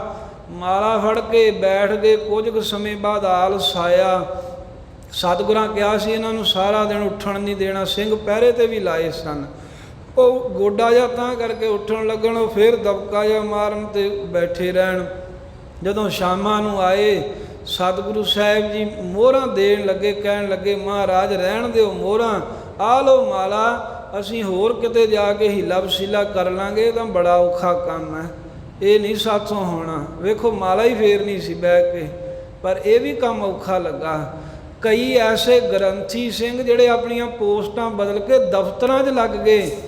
ਕਿਉਂ? ਮਹਾਰਾਜ ਸਾਹਿਬ ਤੋਂ ਡਰ ਆਉਂਦਾ, ਕਿਉਂਕਿ ਪਤਾ ਹੈ ਵੀ ਇਹ ਮਹਾਰਾਜ ਦੀ ਬਾਣੀ ਪੜ੍ਹਨੀ ਜਿਹੜੀ ਹੈ, ਇਹ ਦੋ ਕੰਮ ਨਹੀਂ ਹੋਣੇ। ਜਾਂ ਤਾਂ ਕੇਵਲ ਸਤਿਗੁਰੂ ਸਾਹਿਬ ਦੀ ਆਗਿਆ 'ਚ ਚੱਲਣਾ ਪਊਗਾ, ਅਤੇ ਜਾਂ ਫਿਰ ਜਿਹੜਾ ਹੈ ਬਾਹਰੀ ਵਿਖਾਵੇ ਜੇ ਚਤਰਾਈਆਂ, ਇਹ ਕੰਮ ਚੱਲਣਗੇ। ਬੜੇ ਐਸੇ ਨੇ ਮਹਾਰਾਜ ਸਾਹਿਬ ਦੇ ਦਰ ਘਰ ਦੇ ਵਿੱਚ ਸੇਵਾ ਗੁਰੂ ਸਾਹਿਬ ਦੀ ਕਰਦੇ ਰਹੇ, ਪਰ ਆਪਣੇ ਅਹੁਦੇ ਬਦਲਾ ਕਰਕੇ ਉਹ ਦਫ਼ਤਰਾਂ ਨੂੰ ਭੱਜ ਕੇ ਕਹਿੰਦੇ ਵੀ ਇਹ ਔਖਾ ਕੰਮ ਹੈ। ਗੁਰੂ ਦੇ ਸ਼ਬਦ ਦਾ ਅਭਿਆਸ ਤੇ ਸਾਧ ਸੰਗਤ ਜੀ ਕਰਨਾ ਪਊਗਾ। ਗੁਰੂ ਸਾਹਿਬ ਦੀ ਬਾਣੀ ਤਾਂ ਵਾਰ-ਵਾਰ ਪੜ੍ਹਨੀ ਪਊਗੀ, ਕਿਉਂਕਿ ਗੁਰ ਪ੍ਰਸਾਦੀ, ਗੁਰੂ ਸਾਹਿਬ ਦੀ ਜਿਹੜੀ ਕਿਰਪਾ ਹੈ ਉਹ ਕਿਵੇਂ ਪ੍ਰਾਪਤ ਹੋਣੀ ਹੈ?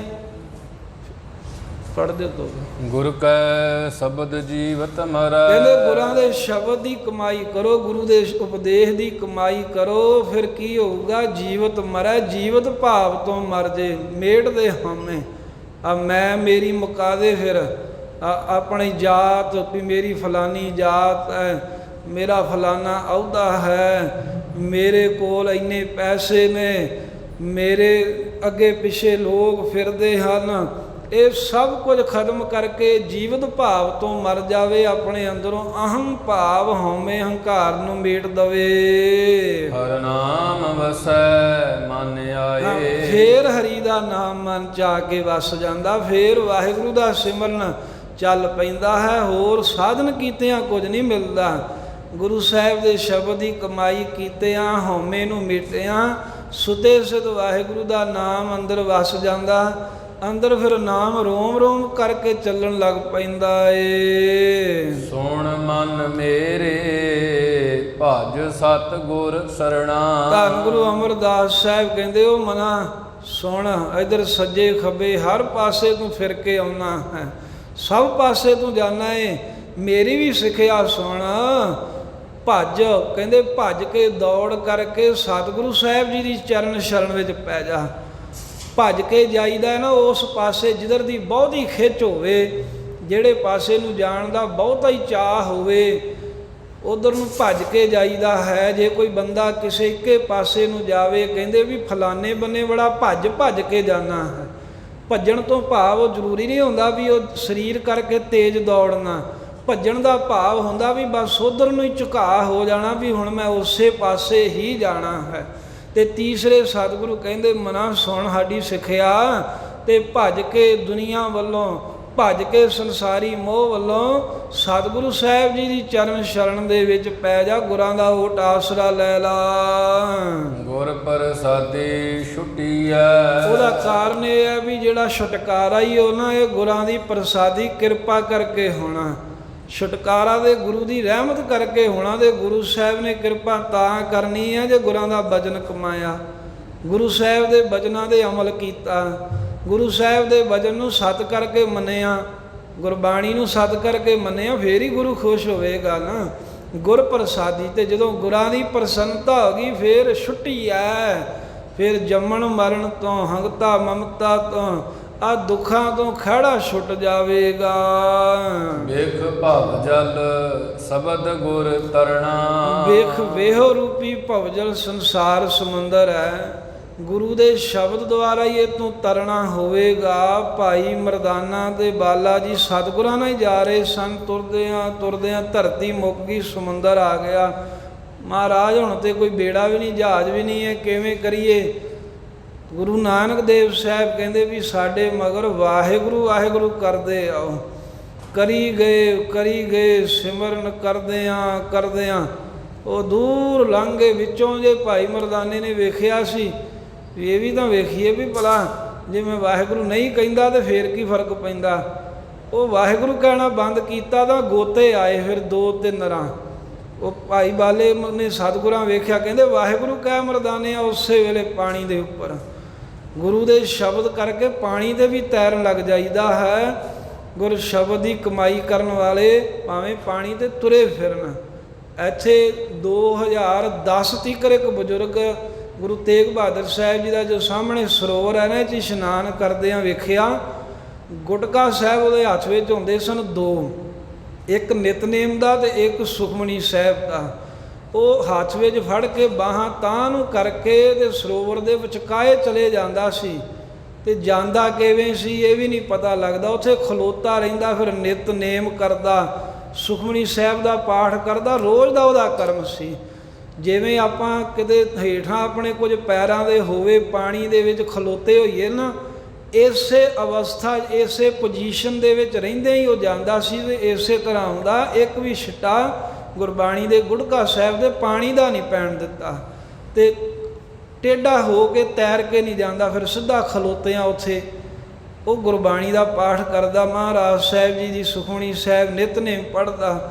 ਸੋ ਇਸ ਤਰ੍ਹਾਂ ਇਹ ਤਾਂ ਜਿਹੜੇ ਅੱਖੀਂ ਵੇਖੇ ਤੋਂ ਇਲਾਵਾ ਇੰਨੇ ਕੁ ਗੁਰਮੁਖ ਹੈਗੇ ਨੇ ਜਿਹੜੇ ਆਪਣੇ ਆਪ ਨੂੰ ਨਾਮ ਦੇ ਦੁਆਰਾ ਸਿਮਰਨ ਦੁਆਰਾ ਤਾਰ ਲੈਂਦੇ। ਗੁਰੂ ਸਾਹਿਬ ਦਾ ਨਾਮ ਤਾਂ ਐਸਾ ਹੈ ਸੰਸਾਰ ਸਮੁੰਦਰ ਤੋਂ ਤਾਰ ਦਿੰਦਾ। ਸੰਸਾਰ ਸਮੁੰਦਰ ਤੋਂ ਤਰਨਾ ਸਭ ਤੋਂ ਔਖਾ ਏ। ਕਿਸੇ ਹਵਾਈ ਜਹਾਜ਼ ਦੇ ਵਿੱਚ ਚੜ੍ਹ ਕੇ ਨਹੀਂ ਇਹ ਤਰਿਆ ਜਾ ਸਕਦਾ, ਕਿਸੇ ਬੇੜੇ ਵਿੱਚ ਬੈਠ ਕੇ ਨਹੀਂ ਤਰਿਆ ਜਾ ਸਕਦਾ, ਕਿਸੇ ਬੇੜੀ ਦਾ ਸਹਾਰਾ ਲੈ ਕੇ ਨਹੀਂ ਤਰ ਸਕਦੇ।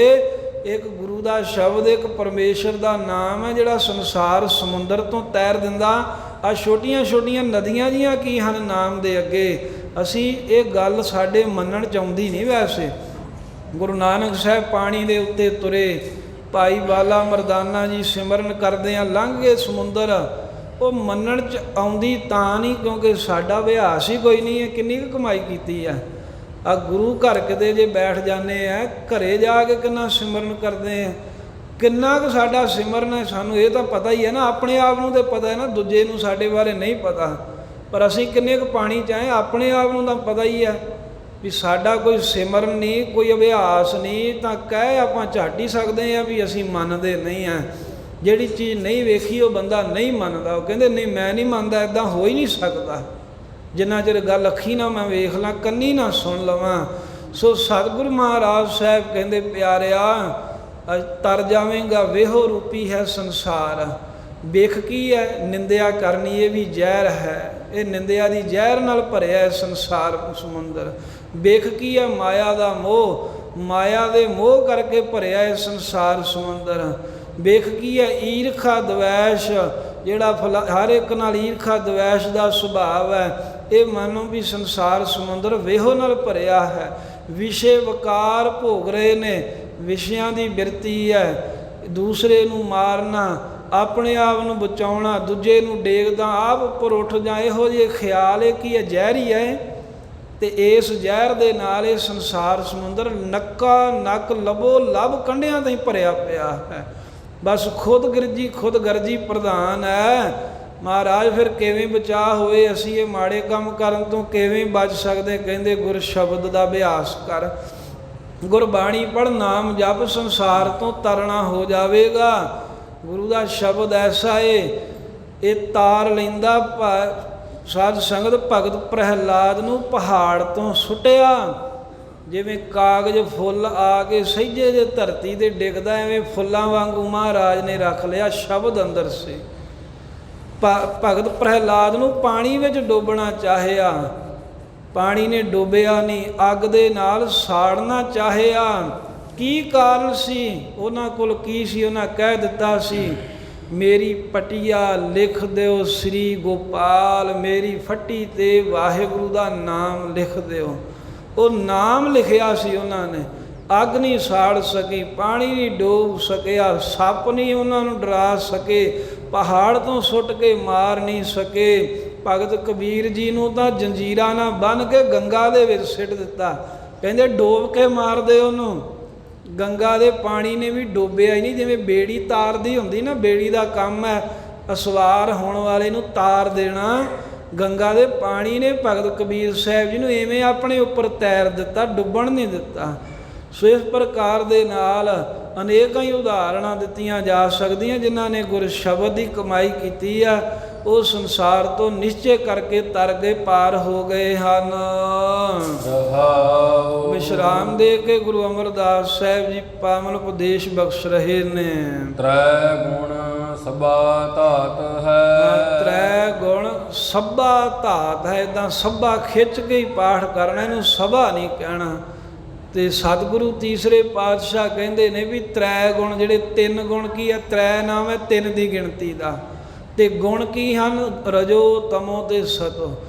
ਇਹ ਜਿਹੜੇ ਤਿੰਨ ਗੁਣ ਹਨ ਨਾ, ਸਭਾ ਸਾਰੇ ਹੀ ਧਾਤ ਕਹਿੰਦੇ ਨੇ ਮਾਇਆ ਨੂੰ। ਇਹ ਮਾਇਆ ਦਾ ਹੀ ਰੂਪ ਹੈ। ਰਜ ਗੁਣ, ਤਮ ਗੁਣ, ਸਤ ਗੁਣ ਕਹੀਐ ਇਹ ਤੇਰੀ ਸਭ ਮਾਇਆ। ਮਹਾਰਾਜ ਇਹ ਸਭ ਤੇਰੀ ਮਾਇਆ ਹੀ ਹੈ। ਜਦੋਂ ਪਰਮੇਸ਼ਰ ਨੇ ਆਪਣੇ ਤੋਂ ਦੂਜੀ ਮਾਇਆ ਪ੍ਰਗਟ ਕੀਤੀ ਸੰਸਾਰ ਬਣਾਉਣ ਲਈ, ਤੇ ਮਾਇਆ ਨੇ ਅੱਗੇ ਫਿਰ ਆਪਣੇ ਤਿੰਨ ਗੁਣ, ਤਿੰਨ ਪੁੱਤਰ ਪੈਦਾ ਕੀਤੇ, ਤਿੰਨ ਗੁਣ ਪੈਦਾ ਕੀਤੇ। ਰਾਜਸੀ ਗੁਣਾਂ ਵਾਲਾ ਬ੍ਰਹਮਾ ਪੈਦਾ ਕੀਤਾ, ਸਾਂਤਕੀ ਗੁਣਾਂ ਵਾਲਾ ਵਿਸ਼ਨੂੰ, ਤੇ ਤਾਮਸੀ ਵਾਲਾ ਸ਼ਿਵ ਜੀ ਪੈਦਾ ਕੀਤਾ। ਇਹ ਤਿੰਨ ਗੁਣ ਮਾਇਆ ਦਾ ਰੂਪ ਨੇ। ਤਿੰਨੇ ਦੇਵ, ਤ੍ਰੇ ਦੇਵ, ਇਹਨਾਂ ਦੀ ਪੂਜਾ ਕਰਨ ਵਾਲੇ ਵੀ ਡੁੱਬਦੇ ਆ, ਤੇ ਤਿੰਨਾਂ ਗੁਣਾਂ ਦੇ ਪਿੱਛੇ ਲੱਗਣ ਵਾਲੇ ਵੀ ਡੁੱਬਦੇ ਆ।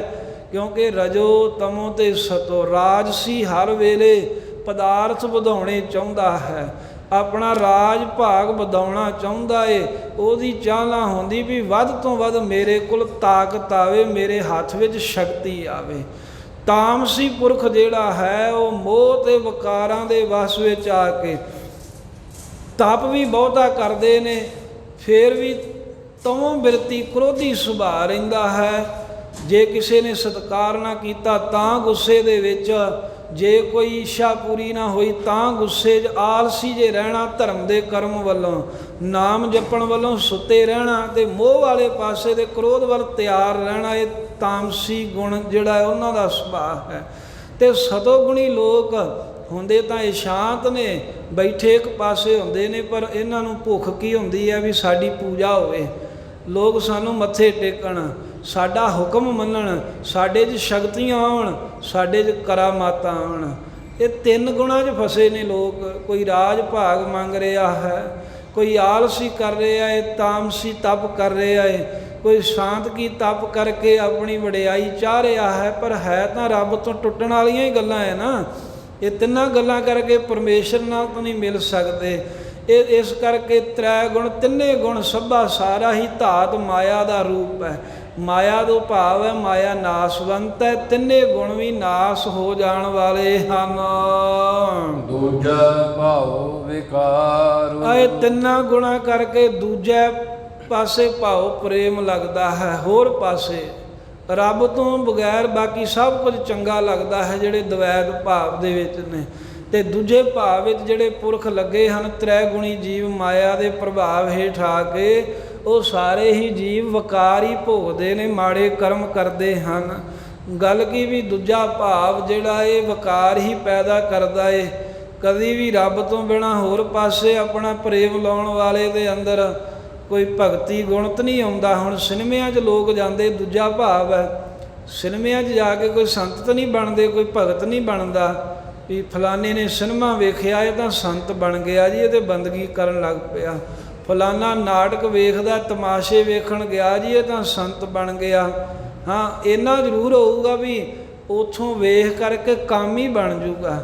ਉੱਥੋਂ ਵੇਖ ਕੇ ਲੁਟੇਰਾ ਤਾਂ ਬਣ ਸਕਦਾ ਹੈ, ਨਾਟਕ ਚੇਟਕ ਵੇਖ ਕੇ ਡਾਕੂ ਤਾਂ ਬਣ ਸਕਦਾ ਏ, ਬੇਮੁਖ ਤਾਂ ਹੋ ਕੇ ਮਨਮੁਖ ਤਾਂ ਬਣ ਸਕਦਾ, ਪਰ ਗੁਰਮੁਖ ਨਹੀਂ ਬਣ ਸਕਦਾ। ਇਸ ਕਰਕੇ ਜਿਹੜਾ ਦੂਜਾ ਭਾਅ ਹੈ, ਦੂਜੇ ਪਾਸੇ ਦੀ ਖਿੱਚ ਹੈ, ਇਹ ਵਿਕਾਰਾਂ ਨੂੰ ਪੈਦਾ ਕਰਦੀ ਹੈ। ਜਿਨ੍ਹਾਂ ਦੇ ਅੰਦਰ ਹਨ ਉਹ ਵਿਕਾਰੀ ਬਣ ਜਾਂਦੇ ਨੇ। ਪੰਡਿਤ ਪੜੈ ਬੰਧਨ ਮੋਹ ਬੱਧਾ। ਮਹਾਰਾਜ ਸਾਹਿਬ ਨੂੰ ਸਵਾਲ ਕਰੇ ਜੇ ਕੋਈ ਸਿੱਖ ਪਾਤਸ਼ਾਹ ਜੀ, ਜਿਹੜੇ ਪੰਡਿਤ ਹੈ ਇਹ ਤਾਂ ਬੜੇ ਧਰਮ ਗ੍ਰੰਥ ਪੜ੍ਹੇ ਹੁੰਦੇ ਆ, ਤੇ ਪੰਡਿਤ ਲੋਕ ਤਾਂ ਬਚੇ ਹੋਣੇ ਆ ਤਿੰਨਾਂ ਗੁਣਾਂ ਤੋਂ, ਮਾਇਆ ਦੇ ਪ੍ਰਭਾਵ ਤੋਂ। ਤਾਂ ਗੁਰੂ ਨਾਨਕ ਦੇਵ ਸਾਹਿਬ ਤੀਜੇ ਸਰੂਪ ਕਹਿੰਦੇ ਨੇ ਪੰਡਤ ਪੜ੍ਹੈ ਬੰਧਨ ਮੋਹ ਬਾਧਾ। ਕਹਿੰਦੇ ਵੀ ਪੰਡਤ ਵੀ ਤ੍ਰੈ ਗੁਣ ਵਿਦਿਆ ਵਿਸ਼ਿਆ ਤਿੰਨ ਗੁਣ ਜਿਹੜੇ ਹਨ, ਇਹਨਾਂ ਤਿੰਨਾਂ ਗੁਣਾਂ ਦੇ ਵਿਸ਼ੇ ਨੂੰ ਅਨੁਭਵ ਕਰਨ ਵਾਲੇ ਵੇਦ ਜਿਹੜੇ ਨੇ ਇਹਨਾਂ ਦੀ ਪੜ੍ਹਾਈ ਹੀ ਪੰਡਤ ਪੜ੍ਹਦੇ ਹਨ। ਪੰਡਤ ਪੜ੍ਹੈ, ਪੜ੍ਹਦਾ ਤੇ ਹੈ ਪੰਡਤ ਗਿਆਨ ਦੀ ਗੱਲ। ਇੱਥੇ ਹੁਣ ਇਹ ਨਾ ਸਮਝ ਲੈਣਾ ਵੀ ਗੁਰੂ ਮਹਾਰਾਜ ਕਿਸੇ ਨੂੰ ਧਰਮ ਨੂੰ ਨੀਵਾਂ ਵਿਖਾਰੇ, ਕਿਸੇ ਦੀ ਹੱਤਕ ਕਰ ਲਏ। ਪੰਡਤ ਤੋਂ ਭਾਵ ਹੈ ਵਿਦਵਾਨ। ਉਹ ਵਿਦਵਾਨ ਪੁਰਖ ਹਿੰਦੂ ਧਰਮ ਦਾ ਵੀ ਹੋ ਸਕਦਾ ਹੈ, ਵਿਦਵਾਨ ਪੁਰਖ ਉਹ ਮੁਸਲਮਾਨ ਵੀ ਹੋ ਸਕਦਾ, ਈਸਾਈ ਵੀ ਹੋ ਸਕਦਾ, ਸਿੱਖ ਵੀ ਹੋ ਸਕਦਾ। ਗੱਲ ਵਿਦਵਾਨ ਦੀ ਹੈ, ਪੜ੍ਹੇ ਲਿਖੇ ਦੀ ਹੈ। ਪੰਡਤ ਇੱਕ ਪਦਵੀ ਹੈ, ਜਿਵੇਂ ਹੁਣ ਕਹਿ ਦਿੰਦੇ ਨੇ ਵੀ ਇਹਨੇ ਗਿਆਨੀ ਕੀਤੀ, MA ਕੀਤੀ ਹੈ, ਡਿਗਰੀਆਂ ਹਨ, ਜਾਂ ਇਹਨੇ PhD ਕੀਤੀ ਹੈ, ਇਹ ਡਿਗਰੀਆਂ ਨੇ ਨਾ। ਹੁਣ PhD ਭਾਵੇਂ ਕੋਈ ਮੁਸਲਮਾਨ ਕਰੇ, ਸਿੱਖ ਕਰੇ, ਹਿੰਦੂ ਕਰੇ, ਨਾਮ ਤਾਂ ਇੱਕੋ ਹੀ ਰਹਿ ਗਿਆ ਨਾ, PhD। ਐਵੇਂ ਹੀ ਇਹ ਹਿੰਦੂ ਧਰਮ ਦੀ ਸਨਾਤਨ ਭਾਸ਼ਾ ਹੈ ਪੰਡਤ। ਭਾਵੇਂ ਉਹ ਹਿੰਦੂ ਹੋਵੇ, ਸਿੱਖ ਹੋਵੇ, ਮੁਸਲਮਾਨ ਹੋਵੇ, ਜਿਹੜਾ ਬਹੁਤਾ ਪੜ੍ਹਿਆ ਹੋਵੇ ਉਹਨੂੰ ਕਹਿ ਦਿੰਦੇ ਵੀ ਇਹ ਬੜੇ ਪੰਡਤ ਹਨ, ਭਾਵ ਕਿ ਬੜੇ ਵੱਡੇ ਵਿਦਵਾਨ ਪੁਰਖ ਨੇ। ਅਤੇ ਜਿਹੜਾ ਪੰਡਤ ਹੈ ਇਹ ਪੜ੍ਹਦਾ ਹੈ ਗਿਆਨ ਸੰਬੰਧੀ ਪੜ੍ਹਾਈ, ਵੇਦਾਂ ਨੂੰ ਵੀ ਪੜ੍ਹਦਾ, ਸ਼ਾਸਤਰਾਂ ਨੂੰ ਵੀ ਪੜ੍ਹਦਾ। ਪੰਡਤ ਲੋਕ ਧਰਮ ਦੇ ਗ੍ਰੰਥ ਪੜ੍ਹਦੇ ਨੇ, ਪਰ ਪੜ੍ਹਦਿਆਂ ਹੋਇਆਂ ਵੀ ਬੰਧਨ ਮੋਹ ਬਾਧਾ। ਕਹਿੰਦੇ ਤਿੰਨਾਂ ਗੁਣਾਂ ਰੂਪੀ ਜੋ ਮਾਇਆ ਦੇ ਮੋਹ ਦੇ ਬੰਧਨਾਂ ਵਿੱਚ ਹੀ ਬੱਝਾ ਪਿਆ ਹੈ। ਇਹ ਪੜ੍ਹਾ ਕਰਕੇ ਵੀ ਇਹਦਾ ਮਾਇਆ ਤੋਂ ਖਹਿੜਾ ਨਹੀਂ ਛੁੱਟਿਆ। ਨਹਿ ਬੂਝੈ ਵਿਖਿਆ ਪਿਆਰ। ਇਹਦਾ ਕਾਰਨ ਕੀ ਹੈ ਮਹਾਰਾਜ? ਛੁੱਟਿਆ ਕਿਉਂ ਨਹੀਂ? ਪੜ੍ਹ ਕੇ ਪੰਡਤ ਤਾਂ ਛੁੱਟ ਜਾਣਾ ਚਾਹੀਦਾ ਸੀ। ਕਹਿੰਦੇ ਵੀ ਇਹ ਨਹਿ ਬੂਝੈ, ਪੜ੍ਹਦਾ ਤੇ ਹੈ ਪਰ ਉਹਨੂੰ ਬੁੱਝਦਾ, ਭਾਵ ਉਹਨੂੰ ਸਮਝਦਾ ਨਹੀਂ। ਗੁਰੂ ਸਾਹਿਬ ਜੀ ਦੇ ਧਰਮ ਗ੍ਰੰਥਾਂ ਦੁਆਰਾ, ਗੁਰੂ ਦੇ ਉਪਦੇਸ਼ ਦੁਆਰਾ ਜਿਹੜੀ ਤੱਤ ਹੈ ਗੱਲ, ਜਿਹੜੀ ਅਸਲੀਅਤ ਹੈ, ਉਹ ਨਹੀਂ ਸਮਝਦਾ। ਬਸ ਵਿਖਿਆ ਵੇਹ ਰੂਪੀ ਮਾਇਆ ਨਾਲ ਪਿਆਰ ਪਿਆ ਹੈ। ਗੁਰੂ ਅਰਜਨ ਦੇਵ ਸਾਹਿਬ ਜੀ ਕੋਲੋਂ 2 ਪੰਡਤ ਆਏ ਤਰਨ ਤਾਰਨ, ਕਥਾਵਾਚਕ ਸੀ ਬੜੇ। ਕਹਿੰਦੇ ਮਹਾਰਾਜ ਕਥਾ ਕਰਦੇ ਹੈ। ਸਤਿਗੁਰੂ ਕਹਿੰਦੇ ਭਲੀ ਗੱਲ ਹੈ। ਕਹਿੰਦੇ ਕਥਾ ਕੀਤੀ, ਸੰਗਤ ਬਹੁਤ ਮਹਾਰਾਜ ਜੁੜ ਗਈ ਸਿੱਖੀ ਦੇ ਨਾਲ। ਫਿਰ ਕਥਾ ਸੁਣ ਸੁਣ ਕੇ ਉਹਨਾਂ ਨੂੰ ਆਨੰਦ ਆਉਣ ਲੱਗ ਪਿਆ। ਮਹਾਰਾਜ ਉਹਨਾਂ ਦੇ ਪਰਿਵਾਰ ਨਿਆਣੇ ਉਹ ਵੀ ਆਤਮਿਕ ਆਨੰਦ ਮਾਣਨ ਲੱਗ ਪਏ। ਕਥਾ ਕਰ ਕਰਕੇ ਬੜੇ ਨਿਹਾਲ ਹੋ ਗਏ ਸਾਡੇ ਕੋਲ ਕਥਾ ਸੁਣ ਸੁਣ ਕੇ। ਪੰਜਵੇਂ ਪਾਤਸ਼ਾਹ ਕਹਿੰਦੇ ਬਹੁਤ ਚੰਗੀ ਗੱਲ, ਪਰ ਇਹ ਸਾਨੂੰ ਕਿਉਂ ਦੱਸ ਰਹੇ ਹੋ? ਮਹਾਰਾਜ ਕਹਿੰਦੇ ਦੱਸ ਤਾਂ ਰਹੇ ਹੈ ਵੀ ਸਾਡੇ ਕੋਲ ਕਥਾ ਸੁਣ ਸੁਣ ਕੇ ਅਨੇਕਾਂ ਹੀ ਨਿਹਾਲ ਹੋ ਗਏ, ਪਰ ਸਾਡੇ ਮਨ ਨੂੰ ਸ਼ਾਂਤੀ ਨਹੀਂ ਆਈ। ਸਾਨੂੰ ਨਹੀਂ ਮਹਾਰਾਜ ਆਤਮਿਕ ਆਨੰਦ ਆਇਆ। ਸਾਹਿਬ ਕਹਿੰਦੇ ਵੀ ਜਦੋਂ ਕਥਾ ਸਿੱਖਣ ਲੱਗੇ ਸੀ ਉਦੋਂ ਕੀ ਵਿਚਾਰ ਸੀ? ਕਹਿੰਦੇ ਮਹਾਰਾਜ ਗਰੀਬੀ ਸੀ, ਕੰਮ ਆਉਂਦਾ ਕੋਈ ਨਹੀਂ ਸੀ, ਖੇਤੀ ਹੈ ਨਹੀਂ ਸੀ ਜਿਹੜੀ ਵਾਹੀ ਕਰਦੇ, ਭਾਵਨਾ ਦੇ ਮਾਇਆ ਵਾਲੀ ਰੱਖ ਕੇ ਕਥਾ ਸਿੱਖੀ। ਫਿਰ ਵੀ ਚਲੋ 4 ਪੈਸੇ ਆਉਣਗੇ, ਸਿੱਖ ਵੀ ਲਈ, ਕਥਾ ਕਰਨ ਵੀ ਲੱਗ ਪਏ, ਸੰਗਤ ਮਾਇਆ ਦੇਣ ਵੀ ਲੱਗ ਪਈ, ਘਰ ਘਾਟ ਹੈ ਨਹੀਂ ਸੀ ਉਹ ਵੀ ਬਣ ਗਿਆ, ਸਭ ਕੁਝ ਹੋ ਗਿਆ, ਪਰ ਮਹਾਰਾਜ ਸ਼ਾਂਤੀ ਨਹੀਂ ਆਈ। ਪੰਜਵੇਂ ਪਾਤਸ਼ਾਹ ਕਹਿੰਦੇ ਹੁਣ ਆਪਣਾ ਨਿਸ਼ਾਨਾ ਬਦਲ ਦਿਓ। ਪਹਿਲਾ ਨਿਸ਼ਾਨਾ ਤੁਹਾਡਾ ਸੀ ਮਾਇਆ, ਉਹ ਨਿਸ਼ਾਨਾ ਵੀ ਪੂਰਾ ਹੋ ਗਿਆ। ਹੁਣ ਨਿਸ਼ਾਨਾ ਬਦਲ ਕੇ ਤੇ ਆਤਮਿਕ ਆਨੰਦ ਲੈਣ ਲਈ, ਰੱਬ ਦੀ ਖੁਸ਼ੀ ਲੈਣ ਲਈ ਕਹਿੰਦੇ ਕਥਾ ਕਰੋ। ਸਤਿਗੁਰੂ ਸਾਹਿਬ ਪਾਤਸ਼ਾਹ ਦੀ ਆਗਿਆ ਮੰਨ ਕੇ ਉਹਨਾਂ ਫਿਰ ਉੱਦਾਂ ਹੀ ਕੀਤਾ ਤੇ ਆਨੰਦ ਮਾਣਿਆ। ਨਿਸ਼ਾਨੇ ਦੀ ਗੱਲ ਹੈ, ਭਾਵੇਂ ਕਰਮ ਚੰਗਾ ਵੀ ਕਰੀਏ ਪਰ ਨਿਸ਼ਾਨਾ ਰੱਖਿਆ ਹੁੰਦਾ ਨਾ ਜਿਹੜਾ, ਉਹ ਪੂਰਾ ਤੇ ਹੋ ਜਾਂਦਾ, ਪਰ ਉਹ ਤੋਂ ਅਗਲੀ ਖੇਡ ਨਹੀਂ ਫਿਰ ਬਣਦੀ। ਜਿਵੇਂ ਇੱਛਾ ਹੋਵੇ ਵੀ ਚਲੋ ਹੋਰ ਤਾਂ ਕੁਝ ਨਹੀਂ, ਪਾਠ ਸਿੱਖ ਲਈਏ, ਗੁਜ਼ਾਰਾ ਚੱਲ ਜਾਏਗਾ, ਉਹ ਚਲਾ ਦਿੰਦੇ ਨੇ ਮਹਾਰਾਜ, ਫਿਰ ਕਮੀ ਰਹਿਣ ਹੀ ਨਹੀਂ ਦਿੰਦੇ। ਫਿਰ ਉਹ ਤੋਂ ਗਾੜੀ ਦੀ ਜਿਹੜੀ ਅਵਸਥਾ ਹੈ ਨਾ ਆਨੰਦ ਜਿਹਾ, ਉਹ ਬਣਦਾ ਨਹੀਂ ਹੈ।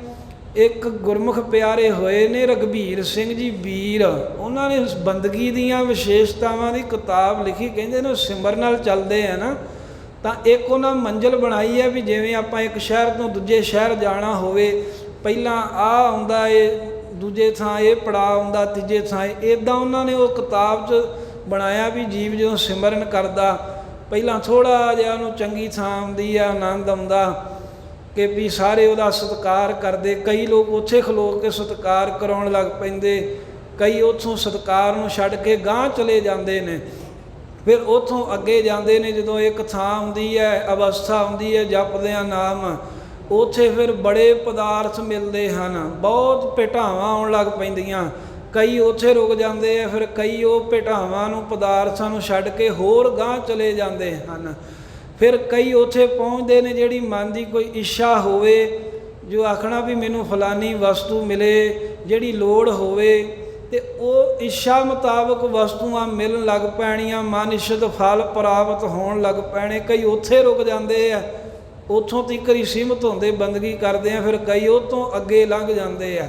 ਫਿਰ ਅੱਗੇ ਕਹਿੰਦੇ ਇੱਕ ਐਸੀ ਅਵਸਥਾ ਆਉਂਦੀ ਹੈ ਜਿੱਥੇ ਬੰਦਾ ਕੁਝ ਫੁਰਨਾ ਵੀ ਨਹੀਂ ਕਰਦਾ, ਮਨ ਦੇ ਵਿੱਚ ਸੰਕਲਪ ਵੀ ਨਹੀਂ ਕਰਦਾ, ਰਿੱਧੀਆਂ ਸਿੱਧੀਆਂ ਸਭ ਸ਼ਕਤੀਆਂ ਆਪਣੇ ਆਪ ਹੀ ਹਾਜ਼ਰ ਰਹਿੰਦੀਆਂ ਨੇ। ਕਈ ਤਾਂ ਬਸ ਉਹਨਾਂ ਨੂੰ ਵਰਤਣ ਵਿੱਚ ਲੱਗ ਜਾਂਦੇ ਨੇ, ਤੇ ਫਿਰ ਕਈ ਐਸੇ ਵਿਰਲੇ ਹੁੰਦੇ ਜਿਹੜੇ ਇਹਨਾਂ ਨੂੰ ਵੀ ਛੱਡ ਕਰਕੇ ਤੇ ਅਗਾਂਹ ਲੰਘ ਜਾਂਦੇ, ਜਿਹੜੇ ਫਿਰ ਅੱਗੇ ਲੰਘ ਜਾਂਦੇ। ਕਹਿੰਦੇ ਅੱਗੇ ਫਿਰ ਬ੍ਰਹਮ ਬੈਠਾ ਹੈ, ਉਹ ਬ੍ਰਹਮ ਕੋਲ ਪਹੁੰਚ ਜਾਂਦੇ। ਉਹਨਾਂ ਨੇ ਐਵੇਂ ਕਿਤਾਬ ਦੇ ਵਿੱਚ ਇਹੋ ਜਿਹਾ ਨਕਸ਼ਾ ਬਣਾਇਆ ਵੀ ਐਵੇਂ ਰਾਜ ਜਿਵੇਂ ਮੰਜ਼ਿਲਾਂ ਆਉਂਦੀਆਂ, ਐਵੇਂ ਬੰਦਗੀ ਕਰਦਿਆਂ ਅਵਸਥਾਵਾਂ ਆਉਂਦੀਆਂ ਨੇ। ਕੋਈ ਕਿਤੇ ਅਟਕ ਜਾਂਦਾ ਹੈ, ਕੋਈ ਕਿਤੇ ਅਟਕ ਜਾਂਦਾ ਹੈ, ਅਖੀਰ ਤੇ ਤਾਂ ਕੋਈ ਵਿਰਲਾ ਹੀ ਪਹੁੰਚਦਾ ਹੈ। ਤੇ ਕੋ ਹਰਿਓ ਬੂਟ ਰਹਿਓ ਰੀ, ਕੋਈ ਹਰਿਆ ਬੂਟਾ ਵਿਰਲਾ ਹੀ ਰਹਿੰਦਾ ਜਦੋਂ ਜੰਗਲ ਨੂੰ ਅੱਗ ਲੱਗੀ ਹੁੰਦੀ ਹੈ। ਇਸੇ ਤਰ੍ਹਾਂ ਕੋਈ ਵਿਰਲਾ ਕਿਨਾਰੇ ਪਹੁੰਚਦਾ ਹੈ। ਸੋ ਨਿਸ਼ਾਨੇ ਦੀ ਗੱਲ ਹੈ, ਜਿਹੜੇ ਪਾਸੇ ਦਾ ਨਿਸ਼ਾਨਾ ਹੋਵੇ ਮਹਾਰਾਜ ਉਹ ਪੂਰਾ ਜ਼ਰੂਰ ਕਰਾ ਦਿੰਦੇ ਹੈ। ਕਈ ਸਿਮਰਨ ਅਭਿਆਸ ਕਰਦੇ ਇਸ ਕਰਕੇ ਵੀ ਸਾਡਾ ਲੋਕ ਜਸ ਕਰਨ, ਉਹ ਵੀ ਹੋ ਜਾਂਦਾ। ਕਈ ਇਸ ਕਰਕੇ ਅਭਿਆਸ ਕਰਦੇ ਹੈ ਵੀ ਮੈਨੂੰ ਫਲਾਨਾ ਅਹੁਦਾ ਮਿਲ ਜਾਂਦਾ ਹੈ, ਮਹਾਰਾਜ ਕਮੀ ਨਹੀਂ ਰਹਿਣ ਦਿੰਦੇ। ਇਹ ਕਈ ਗੁਪਤ ਗੱਲਾਂ ਹੁਣ ਪ੍ਰਗਟ ਕਰਨੀਆਂ ਨਹੀਂ ਹੁੰਦੀਆਂ। ਨਿਸ਼ਾਨਾ ਕਥਾ, ਮਹਾਰਾਜ ਸਾਨੂੰ ਕਥਾ ਦੀ ਦਾਤ ਦੇ ਦਿਓ, ਉਹ ਸਤਿਗੁਰੂ ਦੇ ਹੀ ਦਿੰਦੇ ਹੈ। ਇਹ ਤੋਂ ਅੱਗੇ ਫਿਰ ਜਿੱਥੇ ਬਿਰਤੀ ਠਹਿਰੇ ਉਹੀ ਪ੍ਰਾਪਤ ਹੁੰਦਾ।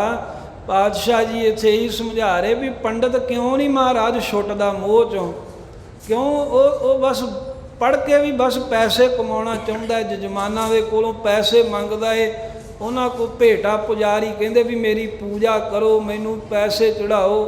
ਉਹਦਾ ਵਿਖਿਆ ਵਿਸ਼ੇ ਵਿਕਾਰ ਜਾਂ ਵਿਖਿਆ ਮਾਇਆ ਨਾਲ ਹੀ ਪਿਆਰ ਹੈ। ਮਾਇਆ ਤਾਂ ਬਥੇਰੀ ਮਿਲਦੀ ਹੈ, ਪਰ ਪੜ੍ਹੇ ਲਿਖੇ ਲੋਕ ਵੀ ਜਿਹੜੇ ਸਰੂਪ ਨੂੰ ਸਮਝਦੇ ਨਹੀਂ ਗੁਰਾਂ ਦੁਆਰਾ, ਤੇ ਮਾਇਆ ਦੇ ਮੋਹ ਵਿੱਚ ਬੱਧੇ ਰਹਿੰਦੇ ਨੇ। ਐਸੀ ਡਿਗਰੀ ਦਾ ਕੀ ਫਾਇਦਾ, ਪੜ੍ਹਾਈ ਦਾ ਕੀ ਫਾਇਦਾ। ਵਿਦਿਆ ਵਿਚਾਰੀ ਤਾਂ, ਤੇਰੀ ਪੜ੍ਹਾਈ ਕੀਤੀ ਦਾ ਪਤਾ ਤਾਂ ਲੱਗੂਗਾ। ਪਰਉਪਕਾਰੀ ਜੇ ਤੂੰ ਪਰਉਪਕਾਰ ਕਰੇ, ਆਪਣੇ ਹਿੱਤ ਲਈ ਤਾਂ ਸਾਰੇ ਹੀ ਲੇਪੋਗੇ, ਤਾਂ ਸਾਰੇ ਹੀ ਹੈ ਵੀ ਲੈ ਹੀ ਲਓ ਜੋ ਆਉਂਦਾ ਹੈ, ਦੇਪੋਗੇ। ਪਰਉਪਕਾਰੀ ਬਣਨਾ ਜਿਹੜਾ ਹੈ ਕਿਸੇ ਵਿਰਲੇ ਦੇ ਹਿੱਸੇ ਆਉਂਦਾ। ਮਾਇਆ ਦੇ ਵਿੱਚ ਹੀ ਵਿਖਿਆ ਵਿੱਚ ਹੀ ਪਿਆਰ ਲੱਗਾ ਹੋਇਆ ਵਿਦਵਾਨ ਪੁਰਖਾਂ ਦਾ। ਸਤਿਗੁਰ ਮਿਲਿਆ ਤ੍ਰਿਕੁਟੀ ਛੂਟੈ। ਪਾਤਸ਼ਾਹ ਕਹਿੰਦੇ ਵੀ ਇਹ ਕਿੱਦਾਂ ਫਿਰ ਮਹਾਰਾਜ ਛੁੱਟ ਸਕਦੇ ਅਸੀਂ। ਕਹਿੰਦੇ ਸਤਿਗੁਰ ਮਿਲਿਆ, ਜਿਹੜਾ ਸਿੱਖ ਸਤਿਗੁਰੂ ਦੇ ਨਾਲ ਮਿਲ ਪਵੇ, ਜਿਹਨੂੰ ਗੁਰੂ ਨਾਨਕ ਦੇਵ ਸਾਹਿਬ ਜੀ ਦਾ ਮਿਲਾਪ ਹੋਵੇ, ਤ੍ਰਿਕੁਟੀ ਛੁੱਟੈ। ਤ੍ਰਿਕੁਟੀ ਉਹਨਾਂ ਦੀ ਛੁੱਟਦੀ ਹੈ। ਹੁਣ ਤ੍ਰਿਕੁਟੀ ਦੇ ਕਈ ਅਰਥ ਹੈ। ਤ੍ਰਿਕੁਟੀ ਸਾਧ ਸੰਗਤ ਜਿਹੜਾ ਇਹ ਮੱਥੇ ਤੇ ਭਰਵੱਟਿਆਂ ਦੇ ਤੇ ਨੱਕ ਦੇ ਵਿਚਕਾਏ ਜੇ ਥਾਂ ਹੈ ਨਾ, ਇਹਨੂੰ ਤ੍ਰਿਕੁਟੀ ਕਹਿੰਦੇ ਨੇ। ਜੋਗੀ ਇੱਥੇ ਧਿਆਨ ਲਾ ਕੇ ਤੇ ਦਸਮ ਦੁਆਰ ਨੂੰ ਸਵਾਸ ਚੜਾਉਣ ਲਈ ਆਪਣਾ ਇੱਥੋਂ ਰਾਹ ਜਿਹਾ ਬਣਾਉਂਦੇ ਨੇ। ਮਾਸ ਦੀ ਇੱਕ ਬੋਟੀ ਜੀ ਹੁੰਦੀ ਹੈ, ਉਹਨੂੰ ਅਭਿਆਸ ਦੇ ਦੁਆਰਾ ਲਾਂਭੇ ਜੇ ਕਰਕੇ ਤੇ ਸਵਾਸ ਦਸਮ ਦੁਆਰ 'ਚ ਲੈ ਜਾਂਦੇ ਨੇ।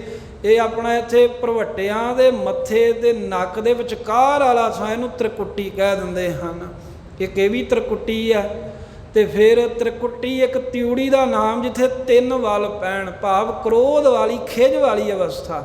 ਵੀ ਜਦੋਂ ਆਪਾਂ ਖਿਝ ਪੈਂਦੇ ਹਾਂ, ਗੁੱਸੇ 'ਚ ਹੁੰਦੇ ਹਾਂ, ਤੇ ਮੱਥੇ ਦੇ ਵੱਟ ਪੈਂਦਾ ਨਾ, ਤਿਊੜੀਆਂ ਪੈ ਜਾਂਦੀਆਂ। ਇਹ ਖਿਝਦੇ ਰਹਿਣਾ ਐਵੇਂ ਹਰ ਇੱਕ ਦੇ ਨਾਲ, ਇਹ ਵੀ ਦੁਖੀ ਕਰਦੀ ਹੈ। ਇਹ ਵੀ ਤ੍ਰਿਕੁਟੀ ਹੈ। ਤੇ ਤ੍ਰਿਕੁਟੀ ਤਿੰਨ ਗੁਣਾਂ ਦੀ ਗੰਢ, ਰਜੋ ਤਮੋ ਤੇ ਸਤੋ, ਤਿੰਨੇ ਗੁਣ ਜਿਹੜੇ ਹਨ ਇਹ ਜੀਵ ਤੇ ਹਾਵੀ ਹੋਣ। ਇਹ ਤਿੰਨ ਗੁਣ ਜਿਵੇਂ ਸਰੀਰ ਦੇ ਸਾਧ ਸੰਗਤ ਤਿੰਨ ਤਰ੍ਹਾਂ ਦੇ ਸੁਭਾਅ ਨੇ। ਉਹ ਕੀ ਹੈ? ਵਾਤ, ਪਿੱਤ ਤੇ ਕਫ। ਵਾਤ ਇਸ ਹਰ ਇੱਕ ਬੰਦੇ ਦੀ ਸਰੀਰ ਦੀ ਇੱਦਾਂ ਦੀ ਤਸਵੀਰ ਹੈ ਵੀ ਹਰ ਇੱਕ ਲਈ ਪੁਰਾਣੇ ਵੈਦ ਇਸੇ ਕਰਕੇ ਪਹਿਲਾਂ ਉਹਦੇ ਸਰੀਰ ਦਾ ਸੁਭਾਅ ਜਾਣ ਕੇ ਦਵਾਈ ਦਿੰਦੇ ਸਨ ਵੀ ਇਹਦਾ ਵਾਤ ਵਾਯੂਵਾਦੀ ਸੁਭਾਅ ਹੈ, ਜਾਂ ਪਿੱਤ ਗਰਮੀ ਵਾਲਾ ਸੁਭਾਅ ਹੈ, ਸਰੀਰ ਦਾ ਸੁਭਾਅ ਹੈ, ਜਾਂ ਕਫ ਵਾਲਾ ਸੁਭਾਅ ਹੈ। ਤਾਂ ਫਿਰ ਉਸੇ ਤਰ੍ਹਾਂ ਦਵਾਈ ਦਿੰਦੇ। ਹੁਣ ਤਾਂ ਜਿਵੇਂ ਇੱਕੋ ਗੋਲੀ ਹੁੰਦੀ ਆ, ਤਿੰਨਾਂ ਤਰ੍ਹਾਂ ਦੇ ਸਰੀਰ ਵਾਲਿਆਂ ਨੂੰ ਇੱਕੋ ਹੀ ਗੋਲੀ ਦਿੰਦੇ ਆ, ਤਾਂ ਹੀ ਉਹ ਵਿਗਾੜ ਪੈਂਦੇ ਨਾ। ਪਰ ਅਸਲ 'ਚ ਸਰੀਰਾਂ ਦੀ ਪਹਿਚਾਣ ਕਰਕੇ ਕਈਆਂ ਨੂੰ ਹੁਣ ਗਰਮ ਚੀਜ਼ ਖਾਧੀ ਦੇ ਨਾਲ ਫਰਕ ਨਹੀਂ ਪੈਂਦਾ, ਕਈਆਂ ਦੇ ਉਸ ਵੇਲੇ ਸਰੀਰ ਦੇ ਉੱਤੇ ਉਹ ਨਿਕਲ ਆਉਂਦੀ ਗਰਮੀ। ਕਈ ਠੰਡੀ ਚੀਜ਼ ਖਾ ਲੈਣ ਤੇ ਉਹ ਖੰਘਾਰਾ ਵੀ ਨਹੀਂ ਮਾਰਦੇ, ਕਈਆਂ ਦੇ ਅੰਦਰ ਰੇਸ਼ਾ ਹੀ ਭਰ ਜਾਂਦਾ ਹੈ। ਇਹ ਸਰੀਰ ਦੀ ਤਸੀਰ ਹੈ ਜਿੱਦਾਂ ਦੀ, ਉਸ ਹਿਸਾਬ ਨਾਲ ਵਿਗਾੜ ਪੈ ਜਾਂਦਾ।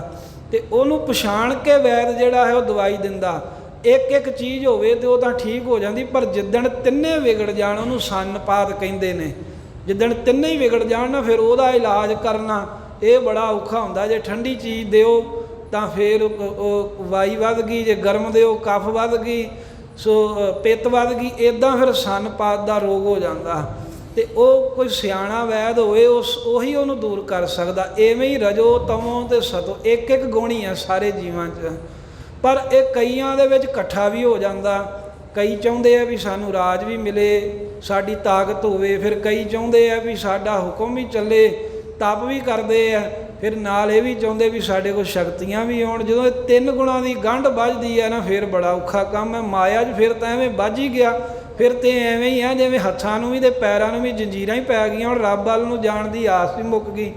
ਪਰ ਸਾਹਿਬ ਕਹਿੰਦੇ ਵੀ ਇਹ ਛੁੱਟ ਸਕਦੀ ਆ। ਕਿਵੇਂ ਛੁੱਟੇਗੀ? ਕਹਿੰਦੇ ਵੀ ਸਤਿਗੁਰ ਮਿਲਿਆ ਤ੍ਰਿਕੁਟੀ ਛੂਟੈ। ਇਹਦੇ ਸਤਿਗੁਰਾਂ ਦੇ ਨਾਲ ਮਿਲਣ ਦੇ ਨਾਲ ਇਹ ਜੋ ਤ੍ਰਿਕੁਟੀ ਤਿੰਨ ਗੁਣੀ ਮਾਇਆ ਦੀ ਗੰਢ ਪਈ ਹੈ, ਇਹ ਛੁੱਟ ਜੇਗੀ, ਇਹ ਖੁੱਲ ਜਾਵੇਗੀ। ਮਾਇਆ ਦੀ ਪਕੜ ਵਿੱਚੋਂ ਜੀਵ ਨਿਕਲ ਜਾਵੇਗਾ। ਚੌਥਾ ਪਾਦ ਮੁਕਤ ਦੁਆਰ। ਚੌਥਾ ਪਾਦ ਮੁਕਤ ਦੁਆਰ। ਫਿਰ ਮਾਇਆ ਤੋਂ ਉੱਤੇ ਦੀ ਅਵਸਥਾ ਕਿਹੜੀ ਹੈ? ਤਿੰਨਾਂ ਗੁਣਾਂ ਤੋਂ ਹੈ ਚੌਥਾ ਪਦ। ਤੁਰੀ ਅਵਸਥਾ ਵੀ ਕਹਿੰਦੇ ਨੇ, ਤੁਰੀ ਵੀ ਚਾਰ ਨੂੰ ਹੀ ਕਹਿੰਦੇ ਨੇ ਸੰਸਕ੍ਰਿਤ ਵਿੱਚ, ਤੇ ਚੌਥਾ ਵੀ ਚਾਰ ਨੂੰ ਕਹਿੰਦੇ ਨੇ। ਚੌਥੇ ਦਰਜੇ ਦੀ ਅਵਸਥਾ ਜਿੱਥੇ ਮਾਇਆ ਦੇ ਗੁਣਾਂ ਦਾ ਪ੍ਰਭਾਵ ਨਹੀਂ ਰਿਹਾ, ਜਿੱਥੇ ਮਾਇਆ ਦੀ ਖਿੱਚ ਮੁੱਕ ਗਈ ਹੈ, ਉਹ ਚੌਥੇ ਦਰਜੇ ਦੇ ਵਿੱਚ ਸਿੱਖ ਪਹੁੰਚ ਜਾਂਦਾ ਹੈ, ਜਿਹੜਾ ਗੁਰੂ ਦੇ ਸ਼ਬਦ ਨਾਲ ਮਿਲਦਾ, ਜਿਹਦੀ ਤ੍ਰਿਕੁਟੀ ਦੀ ਗੰਢ ਖੁੱਲ੍ਹ ਗਈ। ਮੁਕਤ ਦੁਆਰ, ਫਿਰ ਮੁਕਤੀ ਦਾ ਰਾਹ ਖੁੱਲ੍ਹ ਗਿਆ ਉਹਦੇ ਲਈ। ਕਹਿੰਦੇ ਆ ਜਾ ਤੂੰ ਮੁਕਤ ਹੋਇਆ, ਸਿੱਖਾ ਨਿਹਾਲ ਹੋਇਆ, ਤੇਰੇ ਬੰਧਨ ਟੁੱਟ ਗਏ, ਜੀਵਨ ਮੁਕਤ ਅਵਸਥਾ ਪ੍ਰਾਪਤ ਹੋ ਜਾਂਦੀ ਆ। ਗੁਰ ਤੇ ਮਾਰਗ ਪਾਈਆ। ਪਰ ਇਹ ਸਾਧ ਸੰਗਤ ਇਹ ਜਿਹੜਾ ਮੁਕਤੀ ਦਾ ਮਾਰਗ ਹੈ, ਇਹ ਗੁਰੂ ਸਾਹਿਬ ਕੋਲੋਂ ਹੀ ਪ੍ਰਾਪਤ ਹੁੰਦਾ ਏ। ਸਤਿਗੁਰੂ ਹੀ ਕਿਰਪਾ ਕਰਕੇ ਦੱਸਦੇ ਨੇ, ਉਹ ਭਲਿਆ ਨੂੰ ਪੁੱਠੇ ਰਾਹ ਜਾ ਰਿਹਾ ਹੀ, ਇੱਥੇ ਤੁਰਿਆ ਜਾ ਤੁਰਿਆ ਜਾ, ਕਈ ਜਨਮ ਤੁਰਿਆ ਜਾ, ਤੂੰ ਪਹੁੰਚ ਨਹੀਂ ਸਕੇਗਾ। ਸਿੱਧਾ ਰਾਹ ਗੁਰੂ ਸਾਹਿਬ ਹੀ ਦੱਸਦੇ ਨੇ। ਨਾਮ ਜਪਣਾ ਇਹੀ ਸਿੱਧਾ ਰਾਹ ਹੈ। ਗੁਰੂ ਸਾਹਿਬ ਦੀ ਬਾਣੀ ਪੜ੍ਹਨੀ, ਨੇਕ ਕਰਮ ਕਰਨੇ, ਇਹੀ ਸਿੱਧਾ ਰਸਤਾ ਮਾਰਗ ਏ। ਤੇ ਧੰਨ ਗੁਰੂ ਅਮਰਦਾਸ ਸਾਹਿਬ ਕਹਿੰਦੇ ਗੁਰੂ ਸਾਹਿਬ ਦੁਆਰਾ ਹੀ ਰਸਤੇ 'ਤੇ ਪਈਦਾ ਏ, ਤੇ ਮਾਰਗ 'ਤੇ ਪੈ ਕਰਕੇ ਹੀ ਵਾਹਿਗੁਰੂ ਨੂੰ ਪਾਈਦਾ ਹੈ, ਛੁੱਟੀਦਾ ਹੈ। ਚੁਕੈ ਮੋਹ ਗੁਬਾਰ। ਤੇ ਹੁਣ ਕਿਤੇ ਆਪਾਂ ਮਾਰਗ 'ਤੇ ਪੈ ਕੇ ਘਰੋਂ ਤੁਰ ਕੇ ਜਾਣਾ ਹੋਵੇ, ਉਹ 'ਚ ਦੋ ਰੁਕਾਵਟਾਂ ਹੁੰਦੀਆਂ। ਇੱਕ ਮੋਹ ਦੀ ਖਿੱਚ ਨਹੀਂ ਜਾਣ ਦਿੰਦੀ, ਬੰਦਾ ਕਹਿੰਦਾ ਕਰਾਂ ਕੀ, ਜਾਣ ਨੂੰ ਚਿੱਤ ਨਹੀਂ ਕਰਦਾ। ਤੇ ਦੂਸਰਾ ਹੁੰਦਾ ਵੀ ਹਨੇਰਾ ਬੜਾ ਹੈ, ਦਿਨ ਚੜ੍ਹੇ ਤੋਂ ਜਾਵਾਂਗਾ। ਹੁਣ ਹਨੇਰਾ ਵੀ ਮੁੱਕਦਾ ਨਹੀਂ, ਇੱਥੇ ਤਾਂ ਸੂਰਜ ਚੜ੍ਹਨ ਦੇ ਨਾਲ ਵੀ ਅਗਿਆਨ ਦਾ ਹਨੇਰਾ ਮੁੱਕਦਾ ਨਹੀਂ ਹੈ, ਮੋਹ ਦੀਆਂ ਤੰਦਾਂ ਵੀ ਨਹੀਂ ਟੁੱਟਦੀਆਂ। ਤਾਂ ਹੀ ਉਹ ਬੰਦਾ ਭਗਤੀ ਦੇ ਗਿਆਨ ਦੇ ਮਾਰਗ 'ਤੇ, ਰੱਬ ਦੀ ਪ੍ਰਾਪਤੀ ਵਾਲੇ ਮਾਰਗ 'ਤੇ ਤੁਰਦਾ ਹੀ ਨਹੀਂ। ਜੇ ਕੋਈ ਕਹੇ ਤੁਰਦਾ ਨਹੀਂ ਆ ਵੀ ਮੋਹ ਛੱਡ, ਕਹਿੰਦੇ ਛੱਡਿਆ ਨਹੀਂ ਜਾਂਦਾ। ਫਿਰ ਜੇ ਕੋਈ ਮੋਹ ਛੱਡ ਹੀ ਦੇਵੇ, ਫਿਰ ਕਹਿੰਦੇ ਹੁਣ ਗਾੜੀ ਹਨੇਰਾ ਹੈ, ਅਗਿਆਨਤਾ ਹੈ, ਕੋਈ ਸਮਝ ਨਹੀਂ ਪੈਂਦੀ। ਫਿਰ ਕਿਵੇਂ ਮੰਜ਼ਿਲ 'ਤੇ ਤੈਅ ਪਹੁੰਚ ਸਕਦਾ ਹੈ, ਕਿਵੇਂ ਮਾਰਗ ਦੇ ਵਿੱਚ ਪੈਂਡਾ ਤੈਅ ਕਰ ਸਕਦਾ। ਕਹਿੰਦੇ ਵੀ ਮਹਾਰਾਜ ਕਿਰਪਾ ਕਰਕੇ ਵੀ ਮੋਹ ਦੀਆਂ ਤੰਦਾਂ ਵੀ ਤੋੜ ਦਿੰਦੇ ਨੇ, ਸਰੀਰਾਂ 'ਤੇ ਮਾਇਆ ਦਾ ਮੋਹ ਨਹੀਂ ਰਹਿਣ ਦਿੰਦੇ। ਫਿਰ ਅਗਿਆਨਤਾ ਦਾ ਗੁਬਾਰ ਗਾੜਾ ਜਿਹੜਾ ਮੱਸਿਆ ਦੀ ਕਾਲੀ ਬੋਲੀ ਰਾਤ ਵਰਗਾ ਹਨੇਰਾ ਏ। ਹਾਲਾਂ ਵੀ ਰਾਤ ਨੂੰ ਆਪਣੇ ਅੰਗ ਤਾਂ ਦਿਖਦੇ ਹੁੰਦੇ ਆ, ਪਰ ਅਗਿਆਨਤਾ ਦਾ ਹਨੇਰਾ ਹੈ ਵੀ ਇਹਦੇ ਵਿੱਚ ਆਪਣਾ ਆਪ ਵੀ ਨਹੀਂ ਦਿਖਦਾ ਵੀ ਮੈਂ ਕੌਣ ਆ। ਇੰਨਾ ਬੰਦਾ ਭੁੱਲ ਜਾਂਦਾ ਸਰੂਪ ਨੂੰ। ਇਹ ਅਗਿਆਨਤਾ ਦਾ ਹਨੇਰਾ, ਮਾਇਆ ਦਾ, ਸਰੀਰਾਂ ਦਾ ਮੋਹ ਚੁੱਕਿਆ ਜਾਂਦਾ, ਮਹਾਰਾਜ ਮੁਕਾ ਦਿੰਦੇ, ਖਤਮ ਕਰ ਦਿੰਦੇ ਨੇ। ਸ਼ਬਦ ਮਰੈ ਤਾ ਉਧਰੈ। ਜਿਹੜਾ ਗੁਰੂ ਦੇ ਸ਼ਬਦ ਦਾ ਅਭਿਆਸ ਕਰੇ, ਸ਼ਬਦ ਦੀ ਕਮਾਈ ਕਰਕੇ ਮਰ ਜਾਵੇ। ਹੁਣ ਜਦੋਂ ਮਰਨ ਦੀ ਗੱਲ ਆਉਂਦੀ ਅਸੀਂ ਡਰ ਜਾਂਦੇ ਹਾਂ ਸਾਰਾ, ਵੀ ਗੁਰੂ ਘਰ ਤਾਂ ਆਏ ਆ, ਕਹਿੰਦੇ ਵੀ ਸੁੱਖ ਲੈਣ, ਮਹਾਰਾਜ ਕਹਿੰਦੇ ਮਰ ਜਾਓ, ਤੇ ਇਹ ਬੜੀ ਮਾੜੀ ਗੱਲ ਹੈ। ਸਾਡੇ ਮਨ 'ਚ ਤਾਂ ਪਹਿਲਾਂ ਇਹੀ ਆਊਗਾ ਨਾ ਵੀ ਗੁਰੂ ਸਾਹਿਬ ਕਹਿੰਦੇ ਮਰੋ, ਸਾਧ ਸੰਗਤ ਇੱਥੇ ਸਰੀਰ ਕਰਕੇ ਮਰਨਾ ਨਹੀਂ ਕਹਿ ਰਹੇ, ਸ਼ਬਦ ਦੀ ਕਮਾਈ ਕਰਕੇ ਜੀਵਤ ਭਾਵ ਵੱਲੋਂ ਮਰ ਜਾਵੇ। ਆ ਜਿਉਂਦਿਆਂ ਜਿਹੜੀ ਹੈਂਕੜਬਾਜੀ ਹੈ ਨਾ, ਇਹ ਸਾਡੀ ਮਰ ਜਾਵੇ। ਜਿਹੜਾ ਸਾਡੇ ਅੰਦਰ ਹੁੰਦਾ ਹੈ ਨਾ ਵੀ ਮੈਂ ਪਤਾ ਨਹੀਂ ਕੀ ਆ, ਮੇਰੇ ਵਰਗਾ ਹੈ ਹੀ ਕੋਈ ਨਹੀਂ, ਜਾਂ ਮੈਨੂੰ ਜਾਣਦਾ ਨਹੀਂ ਫਲਾਨਾ, ਇਹੋ ਜਿਹੀਆਂ ਗੱਲਾਂ ਮਰ ਜਾਣ। ਫਲਾਨੇ ਦੀ ਨਿੰਦਾ ਕਰਨ ਦੀ ਆਦਤ ਮਰ ਜਾਵੇ, ਵਿਸ਼ੇ ਵਿਕਾਰਾਂ ਦੀ ਭੁੱਖ ਮਰ ਜਾਵੇ, ਸਾਡੇ ਅੰਦਰੋਂ ਵੈਰ ਵਿਰੋਧ ਮਰ ਜਾਵੇ। ਇਹ ਮਰਨਾ ਗੁਰੂ ਸਾਹਿਬ ਕਹਿ ਰਹੇ ਨੇ। ਇਹ ਮਰਨਾ ਕਿਵੇਂ? ਸ਼ਬਦ ਦੁਆਰਾ। ਸ਼ਬਦ ਮਰੈ, ਜਿਹੜਾ ਗੁਰ ਸ਼ਬਦ ਦੀ ਕਮਾਈ ਕਰਕੇ ਜੀਵਤ ਭਾਵ ਤੋਂ ਮਰ ਗਿਆ ਤਾਂ ਉਧਰੈ, ਤਾਂ ਕਹਿੰਦੇ ਉਧਰ ਜਾਂਦਾ, ਫਿਰ ਉਹ ਤਰ ਜਾਂਦਾ ਏ। ਉਹਨੂੰ ਫਿਰ ਕਿਸੇ ਤਰ੍ਹਾਂ ਦਾ ਜਮਾਂ ਦਾ ਵਿਕਾਰਾਂ ਦਾ ਦੁੱਖ ਨਹੀਂ ਲੱਗਦਾ। ਪਾਏ ਮੁਖ ਦੁਆਰ, ਉਹ ਗੁਰਮੁਖ ਪਿਆਰਾ ਮੁਕਤੀ ਦਾ ਦੁਆਰਾ ਦਰਵਾਜ਼ਾ ਪਾ ਲੈਂਦਾ। ਮੁਕਤੀ ਦਾ ਦਰਵਾਜ਼ਾ ਕੀ ਹੈ? ਜਿਵੇਂ ਆ ਦਰਬਾਰ ਦੇ ਵਿੱਚ ਆਉਣ ਲਈ ਆ ਦਰਵਾਜ਼ਾ ਸਾਹਮਣੇ ਹੈ, ਸੱਜੇ ਖੱਬੇ ਪਿੱਛੇ ਹੈ ਵੀ ਇਹ ਦਰਵਾਜ਼ਾ ਹੈ ਵੀ ਇਹਦੇ ਰਾਹੀਂ ਅੰਦਰ ਜਾਣਾ। ਇੱਦਾਂ ਮੁਕਤ ਹੋਣ ਲਈ ਕਿਹੜਾ ਦਰਵਾਜ਼ਾ? ਉਹ ਹੈ ਬ੍ਰਹਮ ਗਿਆਨ, ਜਿਹੜਾ ਗੁਰਾਂ ਕੋਲੋਂ ਗਿਆਨ ਹਾਸਲ ਕਰ ਲੈਣਾ, ਜਿਹੜਾ ਸਮਝ ਹੋ ਆ ਜਾਣੀ ਵੀ ਸਭੈ ਘਟ ਰਾਮ ਬੋਲੇ, ਵੀ ਸਾਰਿਆਂ ਘਟਾਂ 'ਚ ਰੱਬ ਹੀ ਬੋਲ ਰਿਹਾ। ਜਿਹੜੀ ਸਮਝ ਆ ਜਾਣੀ ਵੀ ਵਾਹਿਗੁਰੂ ਦਾ ਹੀ ਰੂਪ ਨੇ ਸਾਰੇ, ਉਹਦੀ ਹੀ ਅੰਸ਼ ਨੇ। ਇਹ ਮੁਕਤੀ ਦਾ ਦਰਵਾਜ਼ਾ ਹੈ। ਬ੍ਰਹਮ ਗਿਆਨ ਪ੍ਰਾਪਤ ਕਰਨਾ ਸਮਝੋ ਵੀ ਮੁਕਤ ਹੋਣਾ ਹੈ, ਜੀਵਨ ਮੁਕਤੀ ਦੀ ਅਵਸਥਾ ਮਿਲਦੀ। ਇੱਥੇ ਚਿੰਤਾ ਫਿਕਰ ਦੁੱਖਾਂ ਤੋਂ ਮੁਕਤ, ਅੱਗੇ ਜਾ ਕੇ ਜਮਾਂ ਦੀ ਮਾਰ ਤੇ ਜੰਮਣ ਮਰਨ ਤੋਂ ਮੁਕਤ ਹੋਈਦਾ ਏ। ਗੁਰ ਪ੍ਰਸਾਦੇ ਮਿਲ ਰਹੈ। ਸਾਧ ਸੰਗਤ ਜਿਹੜੇ ਗੁਰੂ ਦੇ ਪ੍ਰਸਾਦ ਕਿਰਪਾ ਦੁਆਰਾ, ਵੇਖੋ ਕਿਰਪਾ ਦੀ ਗੱਲ ਹੀ ਚੱਲੀ ਜਾ ਰਹੀ ਵਾਰ-ਵਾਰ ਵੀ ਗੁਰਾਂ ਦੀ ਕਿਰਪਾ ਨਾਲ ਜਿਹੜੇ ਨਾਮ ਜਪਣ 'ਚ ਹੀ ਮਿਲੇ ਰਹਿੰਦੇ ਨੇ, ਵੀ ਐਸੇ ਮਿਲਦੇ ਨੇ ਵੀ ਬਸ ਨਾਮ ਹੀ ਜਪੀ ਜਾਂਦੇ ਹਨ। ਸੱਚੋ ਨਾਮ ਕਰਤਾਰ, ਕਿਹੜਾ ਨਾਮ ਜਪਦੇ ਨੇ? ਜੋ ਸੱਚਾ ਹੈ ਪਰਮੇਸ਼ਰ ਕਰਤਾਰ, ਜਿਹਦੇ ਹੱਥ ਵਿੱਚ ਹੀ ਸਾਡੀ ਸਵਾਸਾਂ ਰੋਜੀ ਦੀ ਡੋਰੀ ਹੈ। ਜਿਹੜਾ ਮਾਲਕ ਕਰਤਾ ਪੁਰਖ ਹੈ, ਉਸ ਕਰਤਾ ਪੁਰਖ ਕਰਤਾਰ ਦੇ ਸੱਚੇ ਨਾਮ ਨੂੰ ਜਪਣ ਦੇ ਵਿੱਚ ਹੀ ਮਿਲੇ ਰਹਿੰਦੇ ਹਨ। ਜਿਹੜੇ ਉਹ ਵਾਹਿਗੁਰੂ ਦੇ ਚਰਨਾਂ ਨਾਲ ਮਿਲੇ ਰਹਿੰਦੇ ਨੇ। ਫਿਰ ਇਹੋ ਮਨੁਆ ਅਤ ਸਬਲ ਹੈ। ਸਬਲ ਹੈ, ਇਹੋ ਮਨੁਆ ਅਤ ਸਬਲ ਹੈ। ਸਬਲ ਪੋਲਾ ਹੀ ਐਵੇਂ ਬੋਲਣਾ। ਧੰਨ ਗੁਰੂ ਅਮਰਦਾਸ ਸਾਹਿਬ ਕਹਿੰਦੇ ਇਹੋ ਮਨੁਆ, ਵੀ ਇਹ ਜਿਹੜਾ ਮਨੁਆ ਹੈ, ਮਨੁਆ ਕਹਿੰਦੇ ਨੇ ਵਿਗੜੇ ਹੋਏ ਮਨ ਨੂੰ, ਜਿਹੜਾ ਮਨ ਵਿਗੜਿਆ ਹੋਵੇ। ਸਾਹਿਬ ਕਹਿੰਦੇ ਵੀ ਇਹੋ ਮਨੁਆ, ਇਹ ਜਿਹੜਾ ਵਿਗੜਿਆ ਹੋਇਆ ਸਾਡਾ ਮਨ ਹੈ, ਅਤ ਸਬਲ ਹੈ, ਬੜਾ ਸਹਿਤ ਬਲ ਤਾਕਤ ਦੇ ਹੈ, ਬੜਾ ਜ਼ੋਰ ਹੈ ਵਿਗੜੇ ਹੋਏ। ਜੇ ਨਹੀਂ ਸਿੱਧਾ ਹੋਣ ਦਿੰਦਾ ਬੰਦਾ, ਅੰਦਰੋਂ ਆਤਮਾ ਆਵਾਜ਼ ਦਿੰਦੀ, ਅੰਦਰੋਂ ਆਵਾਜ਼ ਆਉਂਦੀ, ਆ ਪਾਪ ਹੈ ਨਾ ਕਰ। ਮਨ ਕਹਿੰਦਾ ਕੋਈ ਨਹੀਂ, ਸਾਰੇ ਹੀ ਕਰਦੇ ਹੈ। ਉਹ ਆਪਣਾ ਜ਼ੋਰ ਵਿਖਾ ਕੇ ਬੰਦੇ ਕੋ ਪਾਪ ਕਰਾ ਲੈਂਦਾ। ਆਤਮਾ ਅੰਦਰੋਂ ਕਹਿੰਦੀ ਹੈ, ਕਿਉਂਕਿ ਦਿਲਾਂ ਕਾ ਮਾਲਕ ਕਰੇ ਹਾਕ, ਅੰਦਰੋਂ ਰੱਬ ਆਵਾਜ਼ ਦਿੰਦਾ ਹੈ ਬੰਦੇ ਨੂੰ, ਅੰਦਰੋਂ ਦੱਸਦਾ ਵੀ ਤੂੰ ਗਲਤ ਕਰ ਰਿਹਾ ਹੈ। ਆਤਮਾ ਦੇ ਰਾਹੀਂ ਕਹਿੰਦੇ ਵੀ ਇਹ ਤੂੰ ਜ਼ੋਰ ਜ਼ੁਲਮ ਨਾ ਕਰ। ਮਨ ਕਹਿੰਦਾ ਕੋਈ ਨਹੀਂ, ਧੱਕਾ ਹੀ ਚੱਲਦਾ ਇੱਥੇ, ਉਹ ਨਹੀਂ ਕੋਈ ਸੂਤਰ ਆਉਂਦਾ, ਕਰੀ ਜਾ ਤੂੰ। ਕਹਿੰਦੇ ਵੀ ਤੂੰ ਇਹ ਦੁੱਧ 'ਚ ਪਾਣੀ ਨਾ ਪਾ। ਮਨ ਕਹਿੰਦਾ ਸਾਰੇ ਹੀ ਪਾਉਂਦੇ ਆ, ਤੇਰੇ ਪਾਉਣ ਦਾ ਕੀ ਹੋ ਜਾਵੇਗਾ ਜੇ ਤੂੰ ਨਾ ਪਾਵੇਂਗਾ। ਮਨ ਕਹਿੰਦਾ ਹੈ ਹੇਰਾ ਫੇਰੀ ਕਰ, ਆਤਮਾ ਕਹਿੰਦੀ ਨਾ ਕਰ। ਪਰ ਫਿਰ ਜ਼ੋਰ ਮਨ ਦਾ ਚੱਲਦਾ। ਜਿਨ੍ਹਾਂ ਦਾ ਮਨ ਵਿਗੜ ਗਿਆ, ਵਿਕਾਰੀ ਹੋ ਗਿਆ, ਉਹ ਫਿਰ ਮਾੜਾ ਕੰਮ ਕਰਦੇ ਨੇ। ਆਤਮਾ ਕਹਿੰਦੀ ਹੈ ਕੱਪੜਾ ਨਾ ਤੂੰ ਕਹਿੰਦੇ ਵੀ ਮਾੜਾ ਦੇ, ਨਾ ਤੂੰ ਘੱਟ ਮੇਣ। ਮਨ ਕਹਿੰਦਾ ਗੱਲ ਕੋਈ ਨਹੀਂ, ਇੱਥੇ ਪਤਾ ਲੱਗਦਾ ਥੋੜ੍ਹਾ ਬਹੁਤ ਇੰਚਾਂ ਦਾ ਕੀ ਪਤਾ ਲੱਗਦਾ ਏ। ਹਰ ਇੱਕ ਕੰਮ ਦੀ ਗੱਲ ਇੱਥੇ ਲੈ ਆਓ। ਅੰਦਰੋਂ ਆਵਾਜ਼ ਆਤਮਾ ਦੀ ਆਉਂਦੀ ਹੈ, ਪਰਮਾਤਮਾ ਦੀ ਆਉਂਦੀ ਹੈ। ਰੱਬ ਕਹਿੰਦਾ ਵੀ ਗਲਤ ਕਰ ਰਹੇ ਹੈ। ਹਰ ਇੱਕ ਦੇ ਅੰਦਰੋਂ ਇੱਕ ਤਰ੍ਹਾਂ ਠੋਕਰ ਵੱਜਦੀ ਹੈ। ਫਿਰ ਸਹਿਜੇ ਜਿਵੇਂ ਕੰਨ ਬੋਲੇ ਹੋ ਜਾਣ ਨਾ, ਤਾਂ ਸੁਣਨਾ ਬੰਦ ਹੋ ਜਾਂਦਾ। ਤੇ ਇਸੇ ਤਰ੍ਹਾਂ ਆਤਮਾ ਦੀ ਆਵਾਜ਼ ਤਾਂ ਆਉਂਦੀ ਹੈ ਜਦੋਂ ਮਨ ਪਾਪ ਕਰੀ ਜਾਵੇ, ਫਿਰ ਅੰਦਰ ਦੀ ਆਵਾਜ਼ ਸੁਣਨੀ ਹੀ ਬੰਦ ਹੋ ਜਾਂਦੀ। ਫਿਰ ਪੱਕਾ ਬੰਦਾ ਪਾਪੀ ਹੀ ਬਣ ਜਾਂਦਾ, ਫਿਰ ਦਗੇਬਾਜ਼ ਬਣ ਜਾਂਦਾ, ਫਰੇਬੀ ਬਣ ਜਾਂਦਾ ਏ, ਫਿਰ ਧੋਖੇਬਾਜ਼ ਬਣ ਹੀ ਜਾਂਦਾ ਹੈ। ਉਹਨੂੰ ਹੀ ਤਾਂ ਪਾਪੀ ਕਿਹਾ ਹੈ, ਦੁਸ਼ਟ ਕਿਹਾ ਹੈ। ਤੇ ਧੰਨ ਗੁਰੂ ਅਮਰਦਾਸ ਸਾਹਿਬ ਸੱਚੇ ਪਾਤਸ਼ਾਹ ਕਹਿੰਦੇ ਵੀ ਇਹ ਮਨੁਆ ਜਿਹੜਾ ਹੈ ਨਾ, ਇਹ ਵਿਗੜਿਆ ਬੜਾ ਹੀ ਉਹ ਤੇ ਬੜਾ ਬਲੀ ਉਹ, ਇਹ ਬੰਦੇ ਨੂੰ ਚੰਗੇ ਪਾਸੇ ਜਾਣ ਹੀ ਨਹੀਂ ਦਿੰਦਾ, ਮੋੜ ਕੇ ਗਲਤ ਪਾਸੇ ਲੈ ਕਰਕੇ ਆਉਂਦਾ ਹੈ। ਇੱਥੇ ਇੱਕ ਬ੍ਰਾਹਮਣਾਂ ਦੀ ਕੁਲ ਦੇ ਵਿੱਚੋਂ ਉਹ ਆਪਣੀ ਦੁਕਾਨ ਤੇ ਤਮਾਕੂ ਵੇਚੀ ਜਾਵੇ। ਮੈਂ ਉਹਨੂੰ ਕਿਹਾ ਵੀ ਤੂੰ ਤਾਂ ਬ੍ਰਾਹਮਣ ਹੈ, ਤਾਂ ਬ੍ਰਾਹਮਣ ਤਾਂ ਘੱਟੋ ਘੱਟ ਇਹਨਾਂ ਚੀਜ਼ਾਂ ਤੋਂ ਬੜਾ ਗੁਰਹੇਜ਼ ਕਰਦੇ ਸੀ। ਉਹ ਕਹਿੰਦਾ ਮੈਂ ਨਾ ਵੇਚੂ ਤੇ ਦੂਜਾ ਵੇਚੀ ਜਾਊਗਾ। ਇੱਦਾਂ ਮਨ ਵਿਗਾੜਦਾ ਸਾਰਿਆਂ ਨੂੰ, ਇੱਦਾਂ ਫਸਾਉਂਦਾ ਹੈ ਵੀ ਆ ਤੂੰ ਨਾ ਜੇ ਕੀਤਾ ਬੰਦਿਆ ਤਾਂ ਫਲਾਨਾ ਤੇ ਕਰੀ ਜਾਂਦਾ ਏ। ਅਸਲ ਵਿੱਚ ਸਾਧ ਸੰਗਤ ਜੀ ਚੰਗੇ ਕਰਮ ਦੀ ਰੀਸ ਕਰਨੀ ਚਾਹੀਦੀ ਹੈ, ਮਾੜਾ ਕਰਮ ਜਿਹੜਾ ਉਹਦੀ ਕਦੀ ਰੀਸ ਨਾ ਕਰੋ। ਇਹ ਨਾ ਵੇਖੋ ਵੀ ਕਹਿੰਦੇ ਵੀ ਲੈ ਫਲਾਨੇ ਨੇ ਗਾਤਰਾ ਪਾਇਆ ਉਹ ਐਦਾਂ ਕਰੀ ਜਾਂਦਾ, ਫਲਾਨਾ ਆਹ ਕਰੀ ਜਾਂਦਾ। ਇਹ ਕਿਉਂ ਵੇਖਦੇ ਆ? ਇਹ ਵੇਖੋ ਭਾਈ ਮਨੀ ਸਿੰਘ ਜੀ ਨੇ ਵੀ ਤਾਂ ਸ਼ਸਤਰ ਧਾਰੇ ਸੀ, ਉਹਨਾਂ ਕੀ ਕੀਤਾ ਉਹ ਵੇਖੋ। ਅੰਮ੍ਰਿਤ ਗੁਰੂ ਗੋਬਿੰਦ ਸਿੰਘ ਮਹਾਰਾਜ ਨੇ ਛਕਿਆ, ਉਹਨਾਂ ਕੀ ਕੀਤਾ ਉੱਧਰ ਵੇਖੋ। 5 ਪਿਆਰਿਆਂ ਛਕਿਆ, ਸਾਹਿਬਜ਼ਾਦਿਆਂ ਛਕਿਆ, ਕਿੰਨੇ ਸ਼ਹੀਦ ਹੋਏ ਉਹਨਾਂ ਛਕਿਆ ਅੰਮ੍ਰਿਤ। ਉਹਨਾਂ ਦੇ ਅੰਮ੍ਰਿਤ ਵੱਲ ਵੇਖੋ, ਉਹਨਾਂ ਦੇ ਗਾਤਰੇ ਵੱਲ ਵੇਖੋ, ਉਹਨਾਂ ਦੀ ਕਿਰਪਾਨ ਵੱਲ ਵੇਖੋ ਵੀ ਉਹਨਾਂ ਵੀ ਪਾਈ, ਉਹਨਾਂ ਵੀ ਗਾਤਰਾ ਪਾਇਆ ਸੀ, ਉਹਨਾਂ ਵਰਗੇ ਬਣਨਾ। ਇਹ ਥੋੜ੍ਹਾ ਵੀ ਜੇ ਕੋਈ ਪਾ ਕੇ ਸ਼ਸਤਰ ਛਕ ਕੇ ਅੰਮ੍ਰਿਤ ਮਾੜਾ ਕਰਮ ਕਰੇ ਉਹਦੇ ਵੱਲ ਵੇਖੀ ਜਾਣਾ ਵੀ ਲੈ ਫਲਾਨਾ ਤੇ ਗਾਤਰਾ ਪਾ ਕੇ ਕਰੀ ਜਾਂਦਾ, ਉਹਦਾ ਅੰਮ੍ਰਿਤ ਛਕ ਕੇ ਕਰੀ ਜਾਂਦਾ। ਉੱਧਰ ਕਿਉਂ ਵੇਖਦੇ ਆ?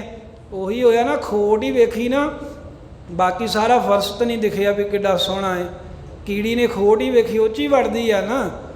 ਇਸੇ ਤਰ੍ਹਾਂ ਦੀ ਬਿਰਤੀ ਸਾਡੀ ਹੋਈ ਹੈ। ਪਰ ਮਨੁਆ ਬੜਾ ਤਾਕਤਵਰ ਜੇ, ਇਹ ਸੁਚੇਤ ਕਰ ਰਹੇ ਨੇ, ਇਹ ਬੰਦੇ ਨੂੰ ਲੈ ਕੇ ਡੁੱਬ ਜਾਂਦਾ ਹੈ। ਛੱਡੇ ਨਾ ਕਿਤੈ ਉਪਾਏ, ਕਹਿੰਦੇ ਵੀ ਕਿਸੇ ਵੀ ਉਪਾਅ ਦੇ ਨਾਲ ਇਹ ਛੱਡਦਾ ਨਹੀਂ ਖਹਿੜਾ।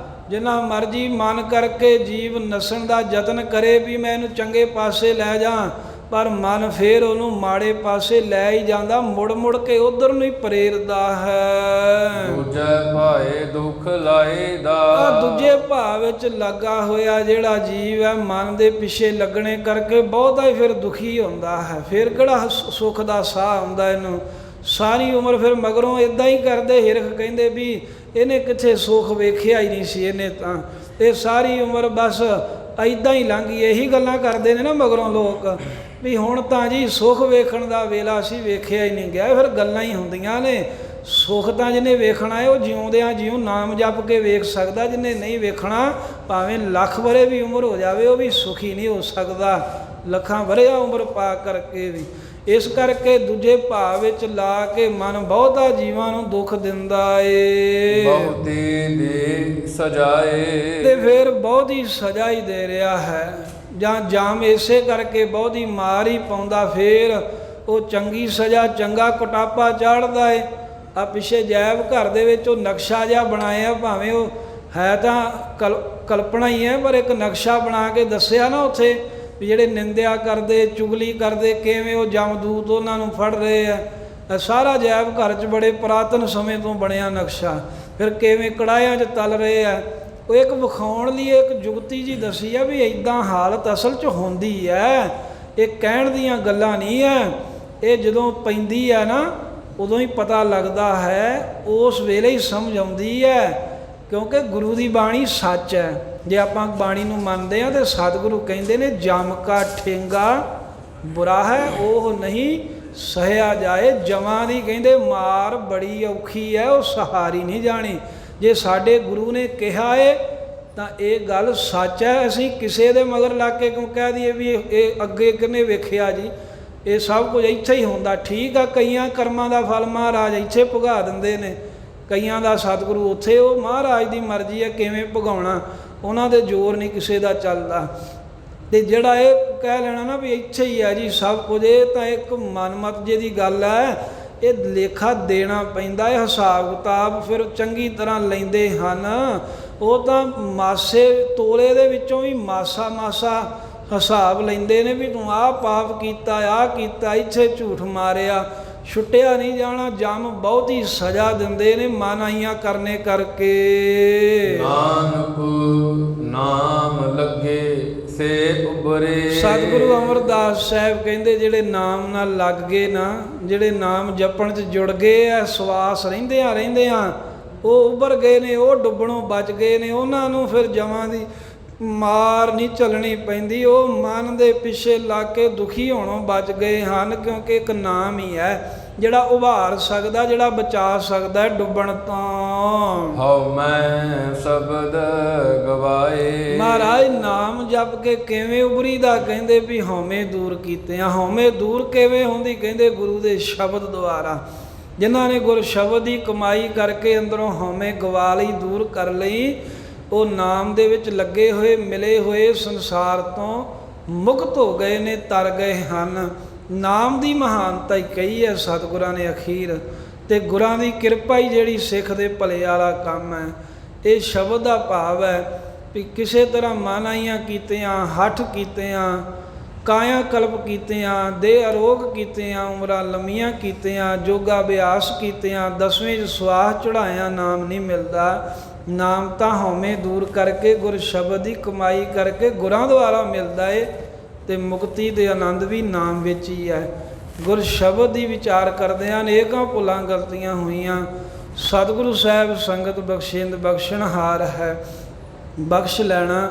ਇਹੀ ਅਰਦਾਸ ਕਰੀਏ, ਮਹਾਰਾਜ ਤੁਹਾਡਾ ਸ਼ਬਦ ਵੀ ਰੋਜ਼ ਪੜ੍ਹਦੇ ਹਾਂ, ਬਾਣੀ ਪੜ੍ਹਦੇ ਹਾਂ, ਸੁਣਦੇ ਹਾਂ, ਕੋਈ ਕਥਾ ਕਰ ਰਿਹਾ, ਕੋਈ ਸੁਣ ਰਿਹਾ, ਕੋਈ ਪੜ੍ਹ ਰਿਹਾ ਏ, ਪਰ ਸਤਿਗੁਰੂ ਜੀ ਇਹ ਇੱਕ ਅੱਖਰ ਹੀ ਵਸ ਜਾਏ। 100% ਦਾ ਜੋ ਸਤਿਗੁਰਾਂ ਦਾ ਉਪਦੇਸ਼ ਹੈ, 1% ਹੀ ਸਾਡੇ ਮਨ 'ਚ ਵਸੇ, ਸਾਡਾ ਕੋਈ ਭਲਾ ਤਾਂ ਹੋਣਾ ਸ਼ੁਰੂ ਹੋਵੇ, ਫਿਰ 1 2 ਸਹਿਜੇ ਸਹਿਜੇ ਫਿਰ ਕਿਰਪਾ ਹੋ ਜਾਂਦੀ। ਪਹਿਲਾਂ ਮਹਾਰਾਜ ਕਿਣਕਾ ਹੀ ਕਿਰਪਾ ਕਰੋ ਤਾਂ ਸਹੀ, ਕਿਣਕਾ ਮਾਤਰ ਹੀ ਸਿੱਖਿਆ ਬੈਠੇ ਸਾਡੇ ਮਨ 'ਚ, ਕੋਈ ਅੰਦਰ ਗੱਲ ਘਰ ਤਾਂ ਕਰੇ, ਸਾਡੇ ਦਿਮਾਗ 'ਚ ਕਦੀ ਸੋਚ ਆਵੇ ਤਾਂ ਸਹੀ ਵੀ ਗੁਰੂ ਸਾਹਿਬ ਤਾਂ ਇੱਦਾਂ ਕਹਿੰਦੇ ਹੈ, ਅਸੀਂ ਤਾਂ ਇੱਦਾਂ ਕਰੀ ਜਾ ਰਹੇ ਹਾਂ। ਸਾਰੀ ਉਮਰ ਲੰਘ ਗਈ ਹੈ, ਕਿਸੇ ਦੀ 20 30 40 50, ਕੋਈ 70 ਨੂੰ 90 ਨੂੰ ਅੱਪੜ ਗਿਆ। ਉਹ ਕਦੀ ਇਹ ਨਾ ਬਹਿ ਕੇ ਸੋਚੋ ਵੀ ਸਤਿਗੁਰੂ ਸਾਨੂੰ ਕੀ ਕਹਿੰਦੇ ਆ, ਅਸੀਂ ਕੀ ਕਰ ਰਹੇ ਹਾਂ, ਵੀ ਗੁਰੂ ਸਾਹਿਬ ਦੇ ਮੁਤਾਬਕ ਕੀ ਕਰ ਰਹੇ ਹਾਂ। ਇਹ ਸੋਚ ਵੱਲ ਤਾਂ ਚੱਲੀਏ, ਇਹ ਬੇਨਤੀ ਕਰੀਏ ਵੀ ਮਹਾਰਾਜ ਸਾਨੂੰ ਇਹ ਆਪਣੇ ਕਿਣਕਾ ਮਾਤਰ ਹੀ ਬਖਸ਼ਿਸ਼ ਕਰੋ। 1% ਹੀ ਨਾਮ ਵਸ ਜੇ ਮਨ 'ਚ, ਸ਼ਬਦ ਉਪਦੇਸ਼, ਤਾਂ ਕਿ ਸਾਡਾ ਵੀ ਭਲਾ ਹੋਵੇ, ਸਾਡਾ ਵੀ ਉਧਾਰ ਹੋ ਸਕੇ। ਦੂਜੇ ਭਾਏ ਦੁਖ ਲਾਏ ਦਾ ਬਹੁਤੀ ਦੇ ਸਜਾਏ। ਨਾਨਕ ਨਾਮ ਲੱਗੇ ਸੇ ਉਬਰੇ, ਹਉਮੈ ਸ਼ਬਦ ਗਵਾਏ। ਵਾਹਿਗੁਰੂ ਜੀ ਕਾ ਖਾਲਸਾ, ਵਾਹਿਗੁਰੂ ਜੀ ਕੀ ਫਤਿਹ।